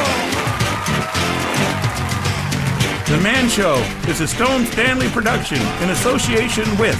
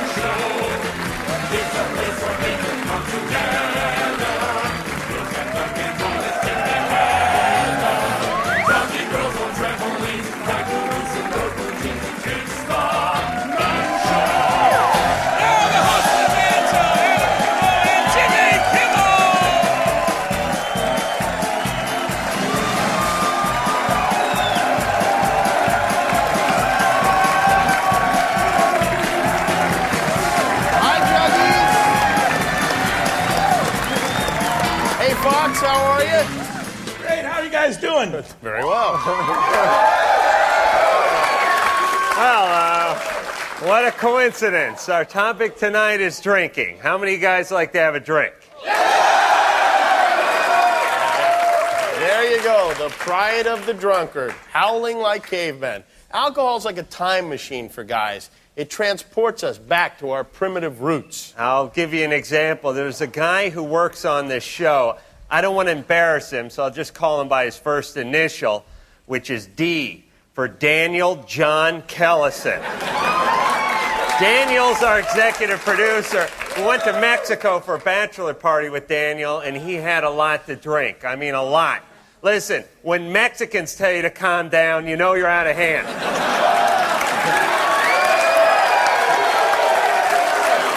So, Daniel is drunk, he's running around, he's showing everyone his ass, normal stuff. And at about 2 in the morning, he gets hungry. So he goes to the fridge, rummages around in there, and comes out with a big handful of pork. No plate, just a hunk of pork. And he's eating it like a gorilla eating a bran muffin. But it wasn't enough for Daniel to just eat the pork. He had to share the pork with his friends. Oh, yes. I'm drinking a margarita, I'm smoking a cigar. Daniel stumbles over, he holds up. Funny, I stumble on the word stumble. Very ironic. Holds up the hunk of pork and says, "Have a bite, man." I say, "No thanks, I got the cigar. I'm drinking a margarita." "Eat the pork," he yells. Again, I say, "No thanks, I'm not hungry. Besides, it looks like it's been dropped." He screams, "You're my brother, man, now eat." So you ate it? Yeah, I had to. Daniel was drunk. He forced it on me. Let me tell you something. He could have got a vegetarian rabbi to eat that hunk of pork. He's very persuasive. He's very persuasive. But, drinking brings men together, for better or worse. You're either hugging a guy you met 10 minutes ago or trying to stab your father in the neck with a corkscrew. True story. Yeah. And if you really want to get close, you vomit together. Remember that time we barfed in the ice machine at the motel in Reno? I rank that memory right up there with the birth of my kids. Remember what we did to my brother when he passed out? Oh, yes. Listen, that's another thing. You do not pass out in front of a bunch of drunken guys. You might as well pass out on a termite hill wearing a pine jockstrap. Anything's fair game. You become half lab rat, half piñata.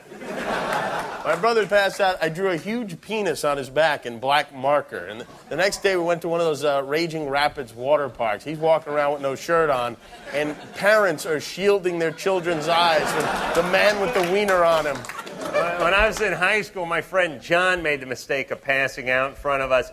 So he took a bowl of lukewarm water, and then we put his hand in it, and then we urinated on him.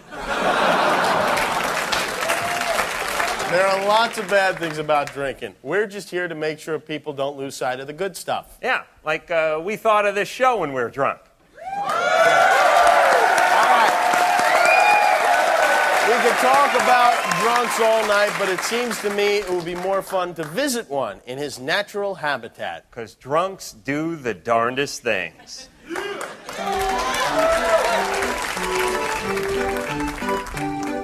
How many drinks have you had tonight? 10, I don't know, whatever. All right.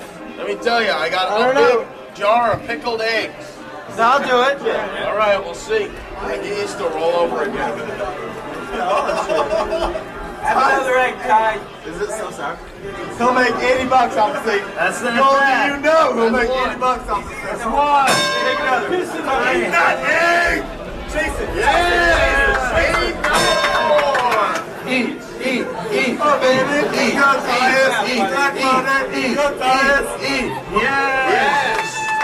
How do you feel?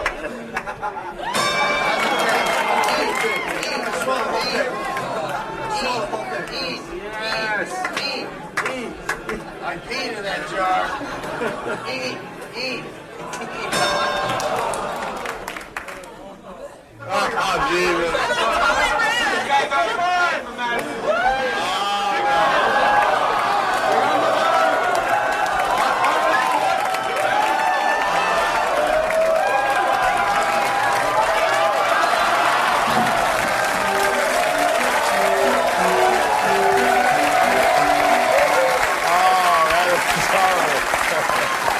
Actually, you should know that Ty is fine, and as a matter of fact, he's here tonight. Ty, stand up and let your mother know you're still alive, won't you? There he is. College tuition well spent. Juggies, why don't you shake the hell out of us? Yeah.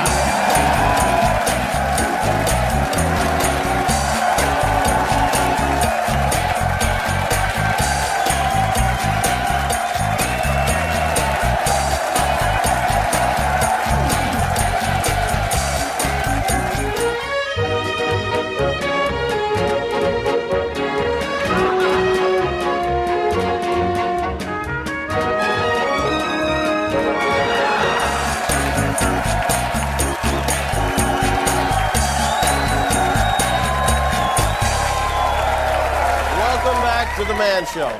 I'm Jimmy Kimmel, and this is the Man Show Hall of Fame.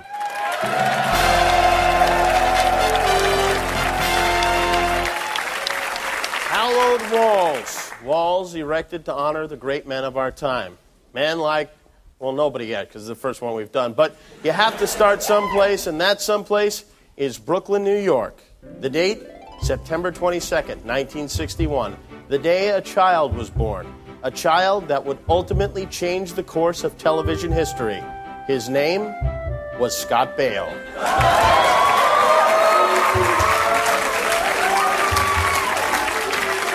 In 1977, he burst into our consciousness like no one since the Beatles. As Chachi Arcola, streetwise nephew to the Fonz, he captured the imagination of American teenagers searching for a hero. Chachi was that hero, receiving 5,000 fan letters a week, more than co-stars Donnie Most and Anson Williams combined. Those were happy days indeed. The nation so loved this genial young Italian that in 1982, ABC gave him his own series, a spin-off star vehicle called Joni Loves Chachi. Yes, alas, Scott's talents were both underused and overestimated, and Joni Loves Chachi died a quick death at the hands of network brass. But he would not be deterred. Later that year, the big screen came calling, and with it, the beginning of a remarkable partnership with fellow teen idol Willie Ames.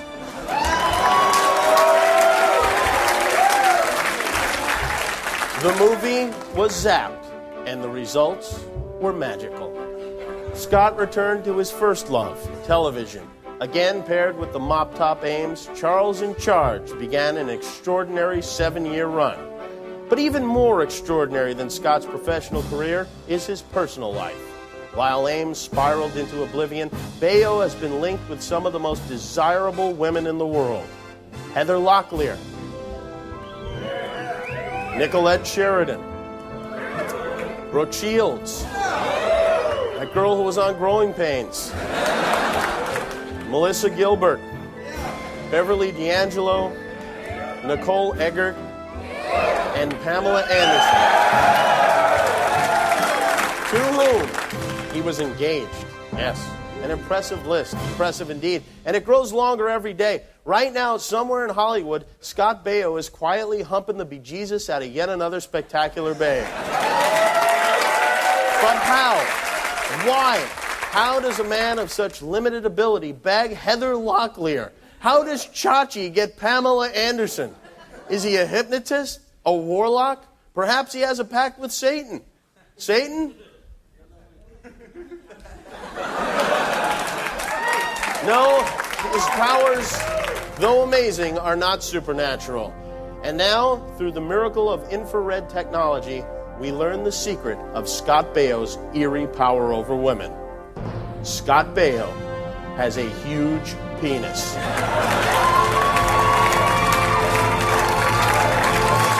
Scott, we salute you. Your astounding mastery of beautiful women gives hope to men with no discernible talent everywhere. We are proud to induct Scott Baio as the first member of the Man Show Hall of Fame.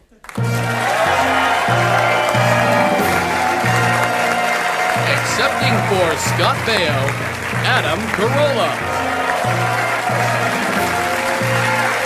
Thank you. Mr. Baio regrets he couldn't be here tonight. He's hard at work on his latest project, banging all of your sisters. He has, however, asked me to read a brief statement.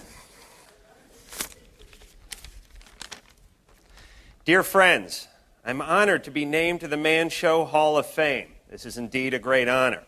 The following is a list of blondes I plan to nail before the year is out. Heather Graham, Cameron Diaz, Christina Applegate, Rebecca Romaine Stamos, and Ed Begley Jr. And eventually Madonna's kid and the Olsen twins. When they're of age, of course, when they're of age. Also, I make this solemn promise. As long as insecure women are impressed by the words, "I used to be Chachi," I vow that I, Scott Baio, will continue trolling the bars of Hollywood in a constant quest for premium trim. Thank you to my fans, and thank you to Jesus Christ, my personal Savior. Thank you, Adam. That was really nice. And I tell you, he's not here, but I know Scott appreciates it more than he appreciates this horrible bronze sculpture of his face. Now, from Baio to Babo, with the Peabody Award-winning Household Hints from Adult Film Stars.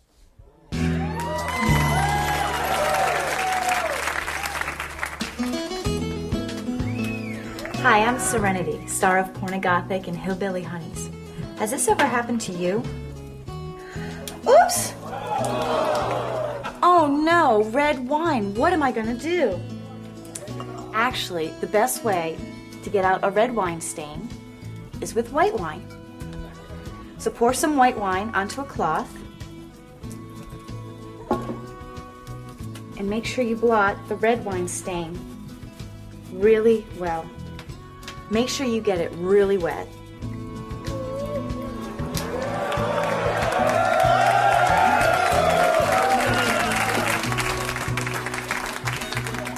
Now take off your shirt.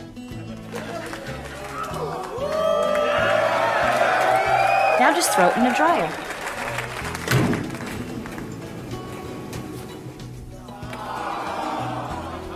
See, works like a charm. You can try it the next time you get drunk. I'm Serenity. Bye-bye.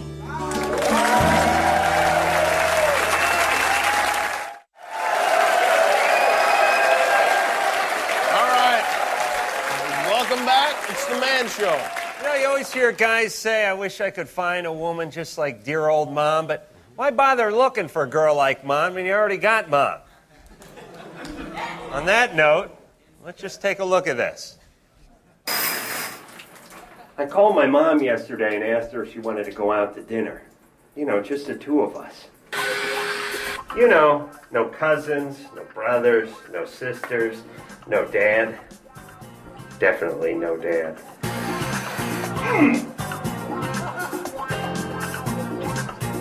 I mean, I know my mom likes me, but I don't know if she likes me. Hi, Mommy. Excited? Yeah, I can't wait. Oh, it's going to be so fun. Oh, no occasion. No special occasion. What? No. No, Dad can't come. Why do you have to bring Dad every time? The reservations are for two. So, no, it's too bad. Too bad for Dad.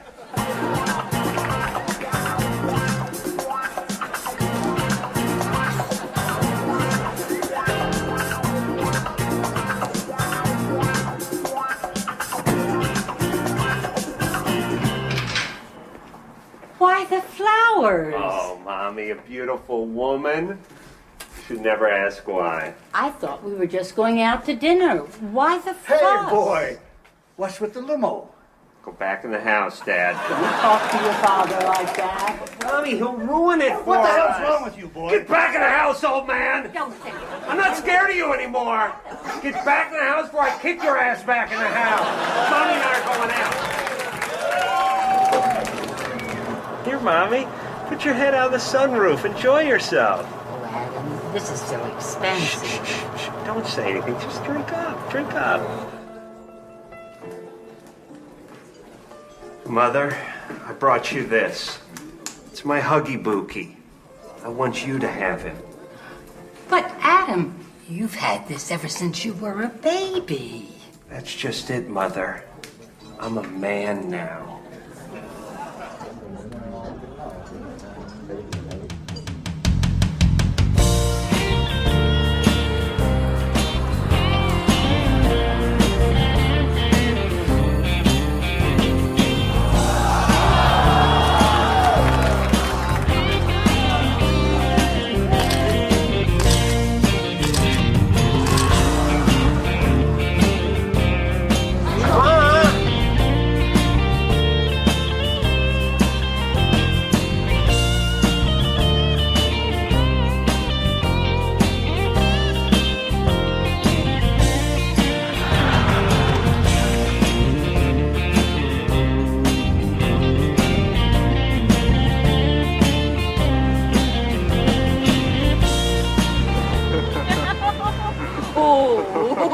Hey, Mommy, I got an idea. What, dear? How about we go skinny dipping? Come on, last one in's a rotten egg. Oh, no, Adam, this is where I draw the line. I've had a lovely time, but it's late. Now take me home. But, Ma! To your place.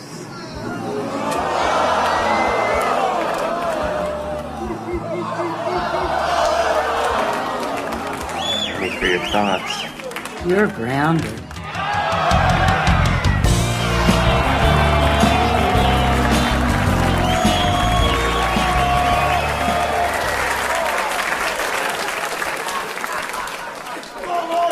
That was the most disturbing thing I've ever seen. I can still taste the effort in. Well, it looks like it went pretty well. Let's see who the audience picked. Ooh, looks like 68% of them chose Mom over your sister and grandmother. Well, Adam, that means if you want to take her out again, we'll pay for it. Why not? I think I'll go for it. All right. We'll be back in 2 and 2.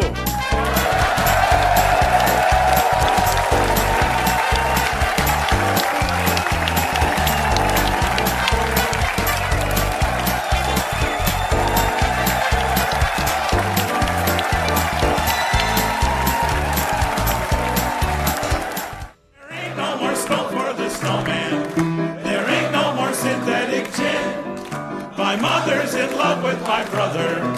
My God, what a mess we are in. All right, welcome back to the Man Show. Just a few minutes left to answer a few questions from the audience. Yeah, all right. Charmel Parker asks us, why are men afraid to go to the doctor? Charmel? Where is Charmel? Right here. Oh, you are, Charmel. All right. 2 words. Rectal exam. You women, let me tell you, you women are used to having stuff in you. We aren't.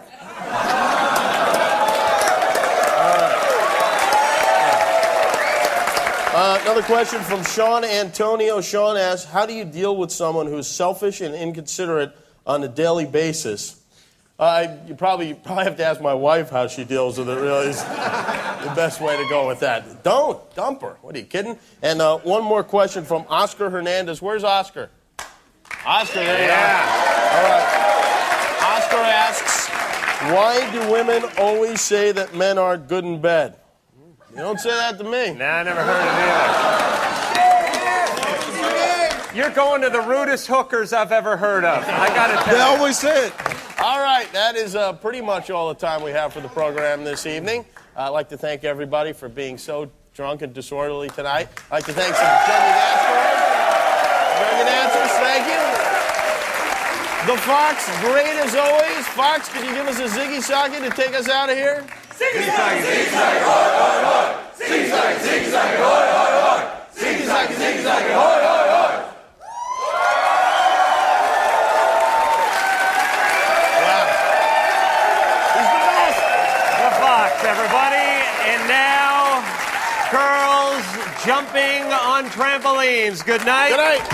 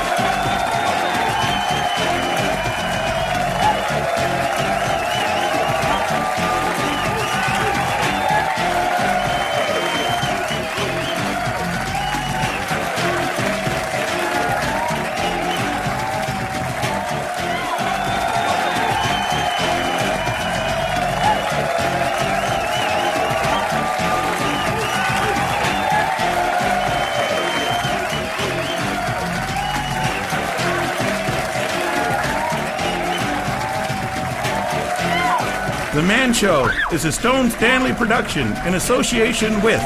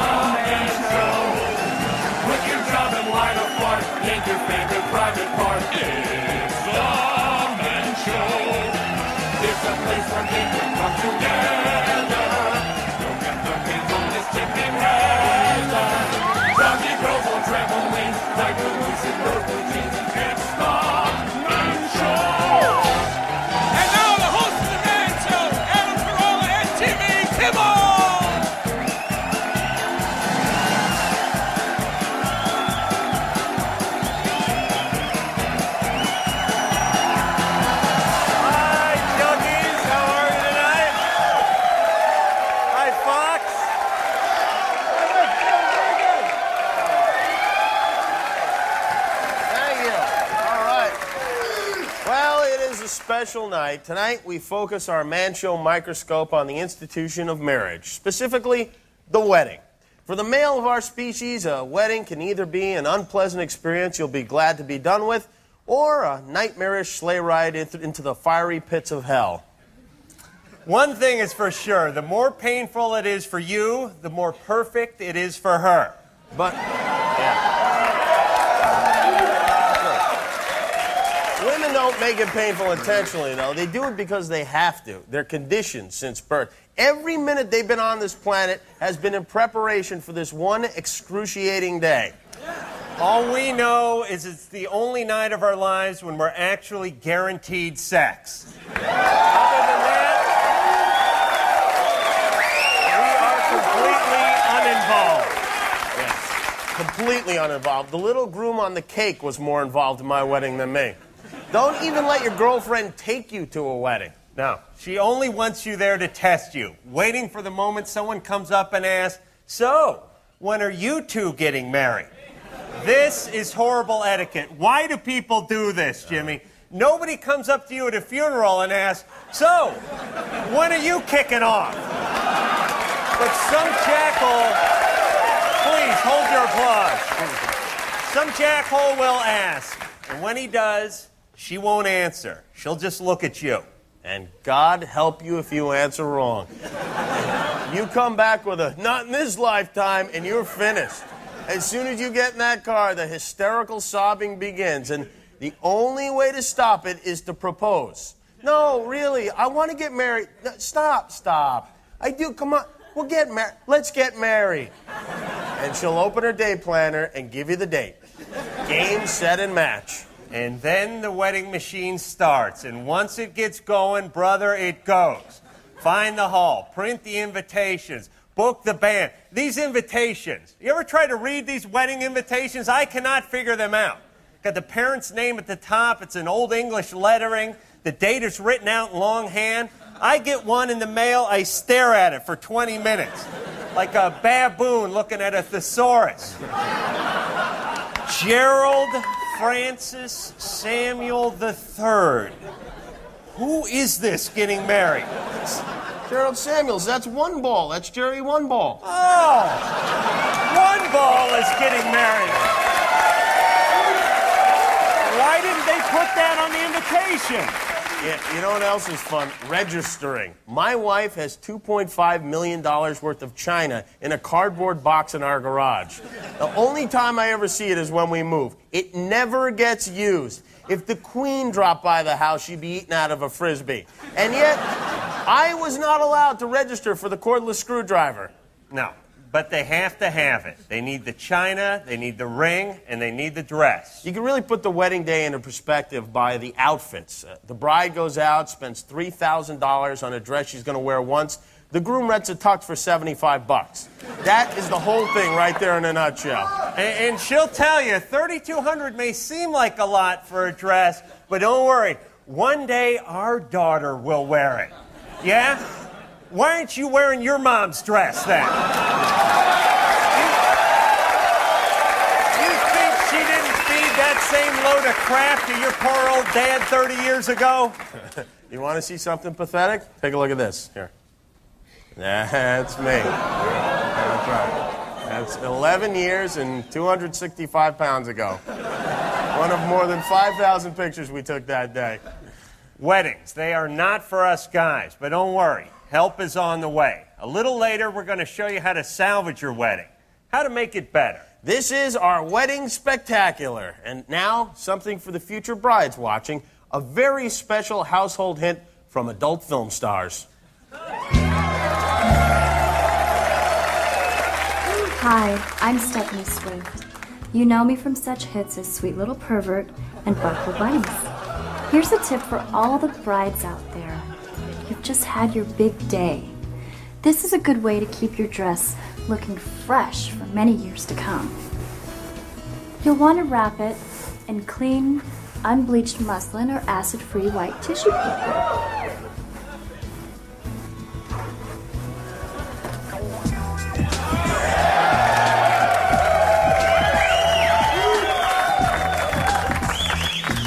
Place it in a sealed box and store it in a cool, dry place, like under the bed.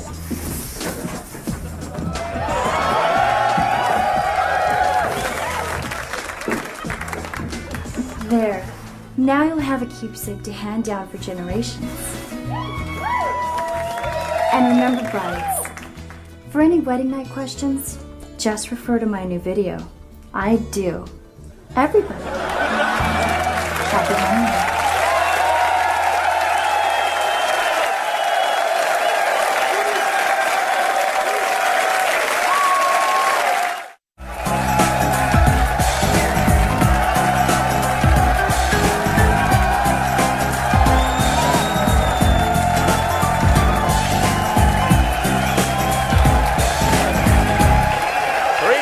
I can't get my wife into a twosome, please. Welcome back to the Man Show Wedding Spectacular. Yeah, we know. You say you'll never do it. You swear the day will never come. But one day, you are going to get married. There is a woman out there who's going to get her hooks into you, and when she does, she'll want a wedding.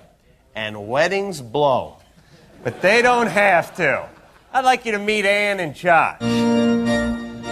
Today is their big day. She wants everything to turn out just right. She's ordered the flowers, picked out the dress, all very nice, all very elegant. But what about this poor bastard? Shouldn't he have some enjoyment too? Of course he should. And with a few simple compromises, you too can have a better wedding. Do you, Josh, take this woman to be your lawfully wedded wife, to love, honor, and respect all the days of your life? I do. Now, come on. Hang on just a minute there, television priest. Let's talk about these vows for a second. All this love, honor, and respect business, who is that for?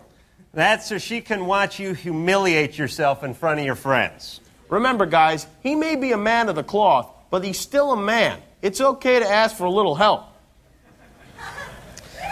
Do you, Anne, promise to love him at least 3 times a week?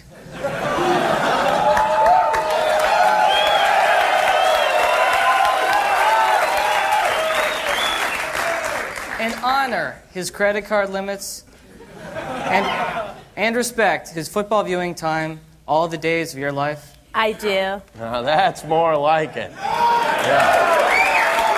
Now, the ring. First things first. If anybody watching knows who came up with this 2-month salary as a good rule of thumb to pay for the ring, give him a kick in the nuts for us. Yeah. Here's the real rule of thumb. Spend as much money as you're comfortable stuffing into a shopping bag, lighting on fire, and throwing out of the window of your car. If I'm spending $5 grand on a ring, it better be a Super Bowl ring. It better be Joe Namath's Super Bowl ring, and his finger better still be in it. But if you must, again, compromise. Yes, darling, I will buy you the ring you want. But here's the one I want. The flesh-colored wedding ring.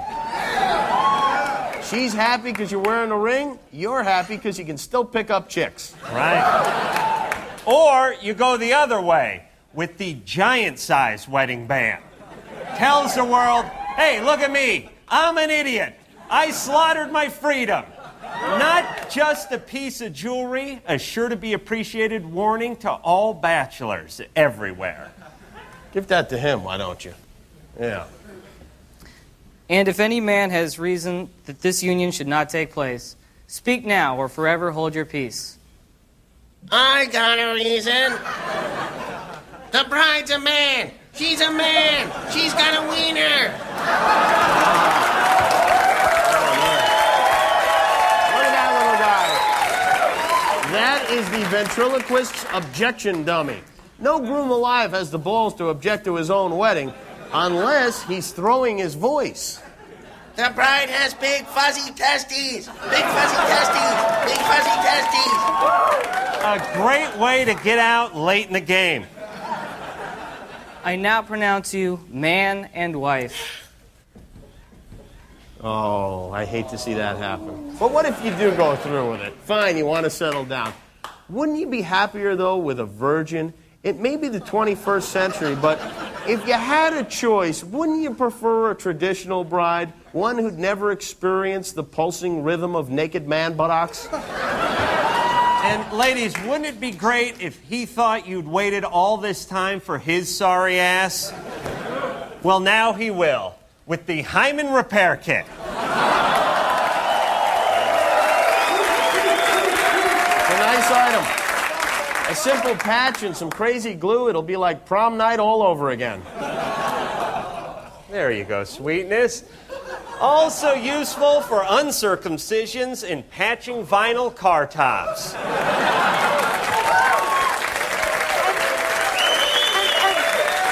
And look at my daughter. She's so beautiful. How did she wind up with this moron?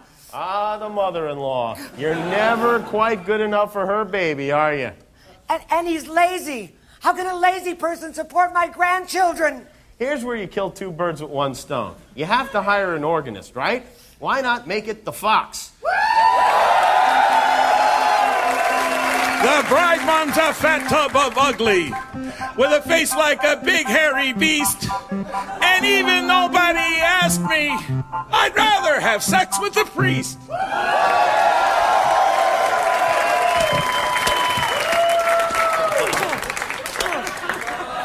Yes. Hey, that bouquet was a rental, honey. Lets your new mom know right off the bat exactly where she stands. Thanks, Vox. And finally, the cake. I suppose it's a thrill for Grandma to watch the happy couple that cut this thing, but believe me, everyone else is bored out of their skull. Unless you have one of these beauties. Made especially for the man show, an exploding wedding cake. Cake flying fun for your guests. Go ahead and cut that thing, will you? Oh, how beautiful. And one last diversion for the groom to get the hell out. Run! Run! Run like the wind, boy! Oh, we saved another one. All right, there you have it, men. Follow these simple tips, and you too can have a better wedding. Dance, my juggy brides, dance!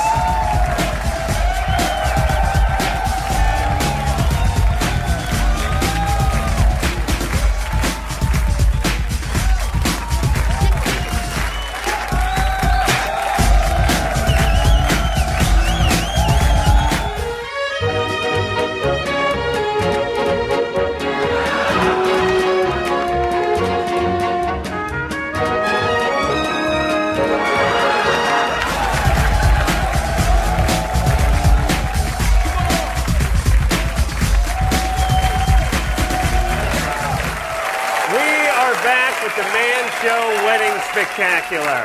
Who doesn't love a wedding? I don't. Me neither. All right, but for the most part, guys don't know what they're getting into when they get married. For instance, did you know that after you walk down the aisle, you're supposed to stop having sex with strange women? It's one of the worst parts about it. Recently, though, I traveled to the wedding capital of the world to talk to some guys who were about to take the plunge and find out exactly what was going through their heads. Jimmy Kimmel reporting from Las Vegas, Nevada, and the Little White Chapel, where many, many people have been married, including Joan Collins and Michael Jordan, who I didn't even know were a couple, but gonna argue with the billboard? Marriage. Why do men do it? I'm married, and I don't know why men do it. So today, we're gonna talk to some grooms and find out why exactly they're tying the knot.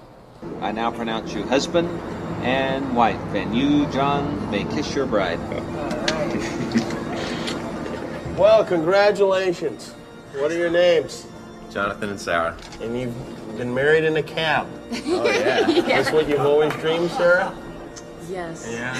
Is the meter running during this marriage? You got it. The meter's going. Is the cabbie your best man? What better way? I noticed the glasses are a little steamed up. You getting a little teary-eyed there? I'm pretty excited.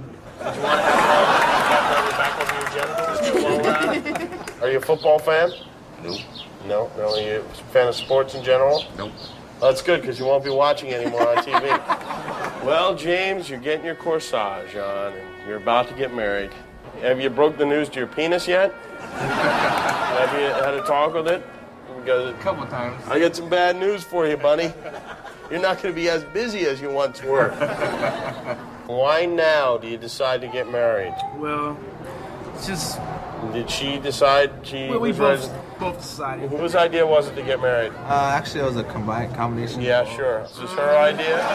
Yeah, it was basically mostly her idea. Mostly I her. thought about it, but I never brought it up. Whose idea was it mostly, if you had to give a percentage? If I had to, Yeah. I mean the old lady. Yeah. Who decided more? Who was on the more deciding end? She did. She gave me an alternative. She did. What was the alternative? Marry me now, or I'm gonna leave. Yeah, that's not much of an alternative. So you're here, just kind of you're being forced to marry this woman, right?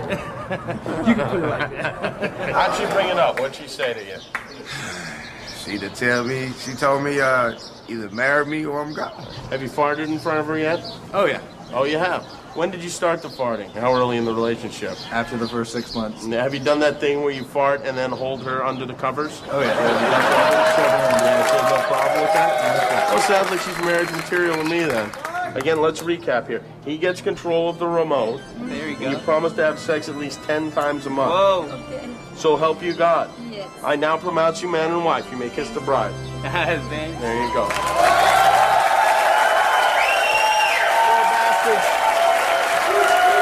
May they rest in peace. Fox, you're the drunken James Bond. How about taking us in a commercial? Oh, how we danced on the night we were wed. We danced and we danced, 'cause there wasn't any bed. I needed a wife like a holy man.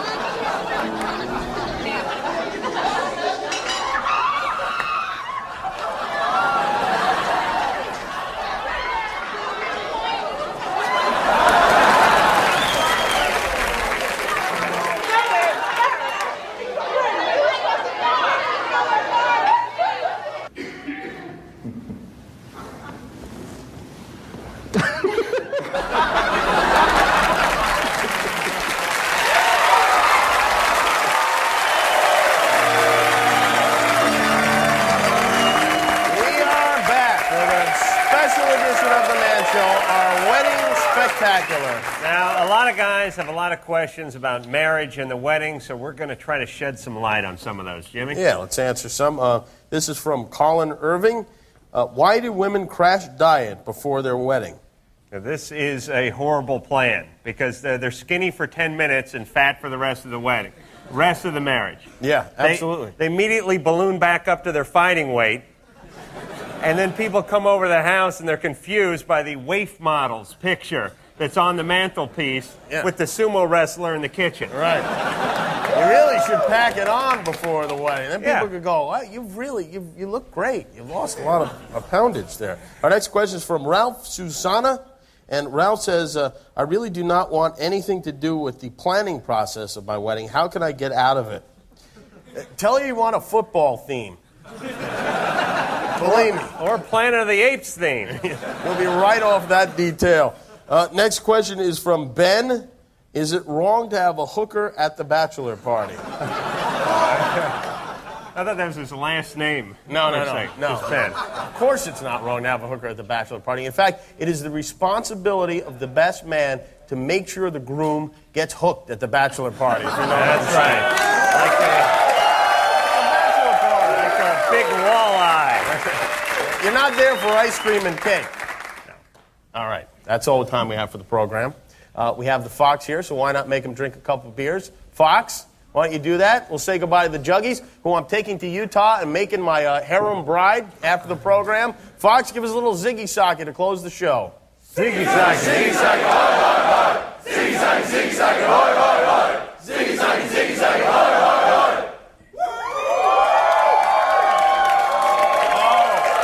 Nice work, as usual, Fox.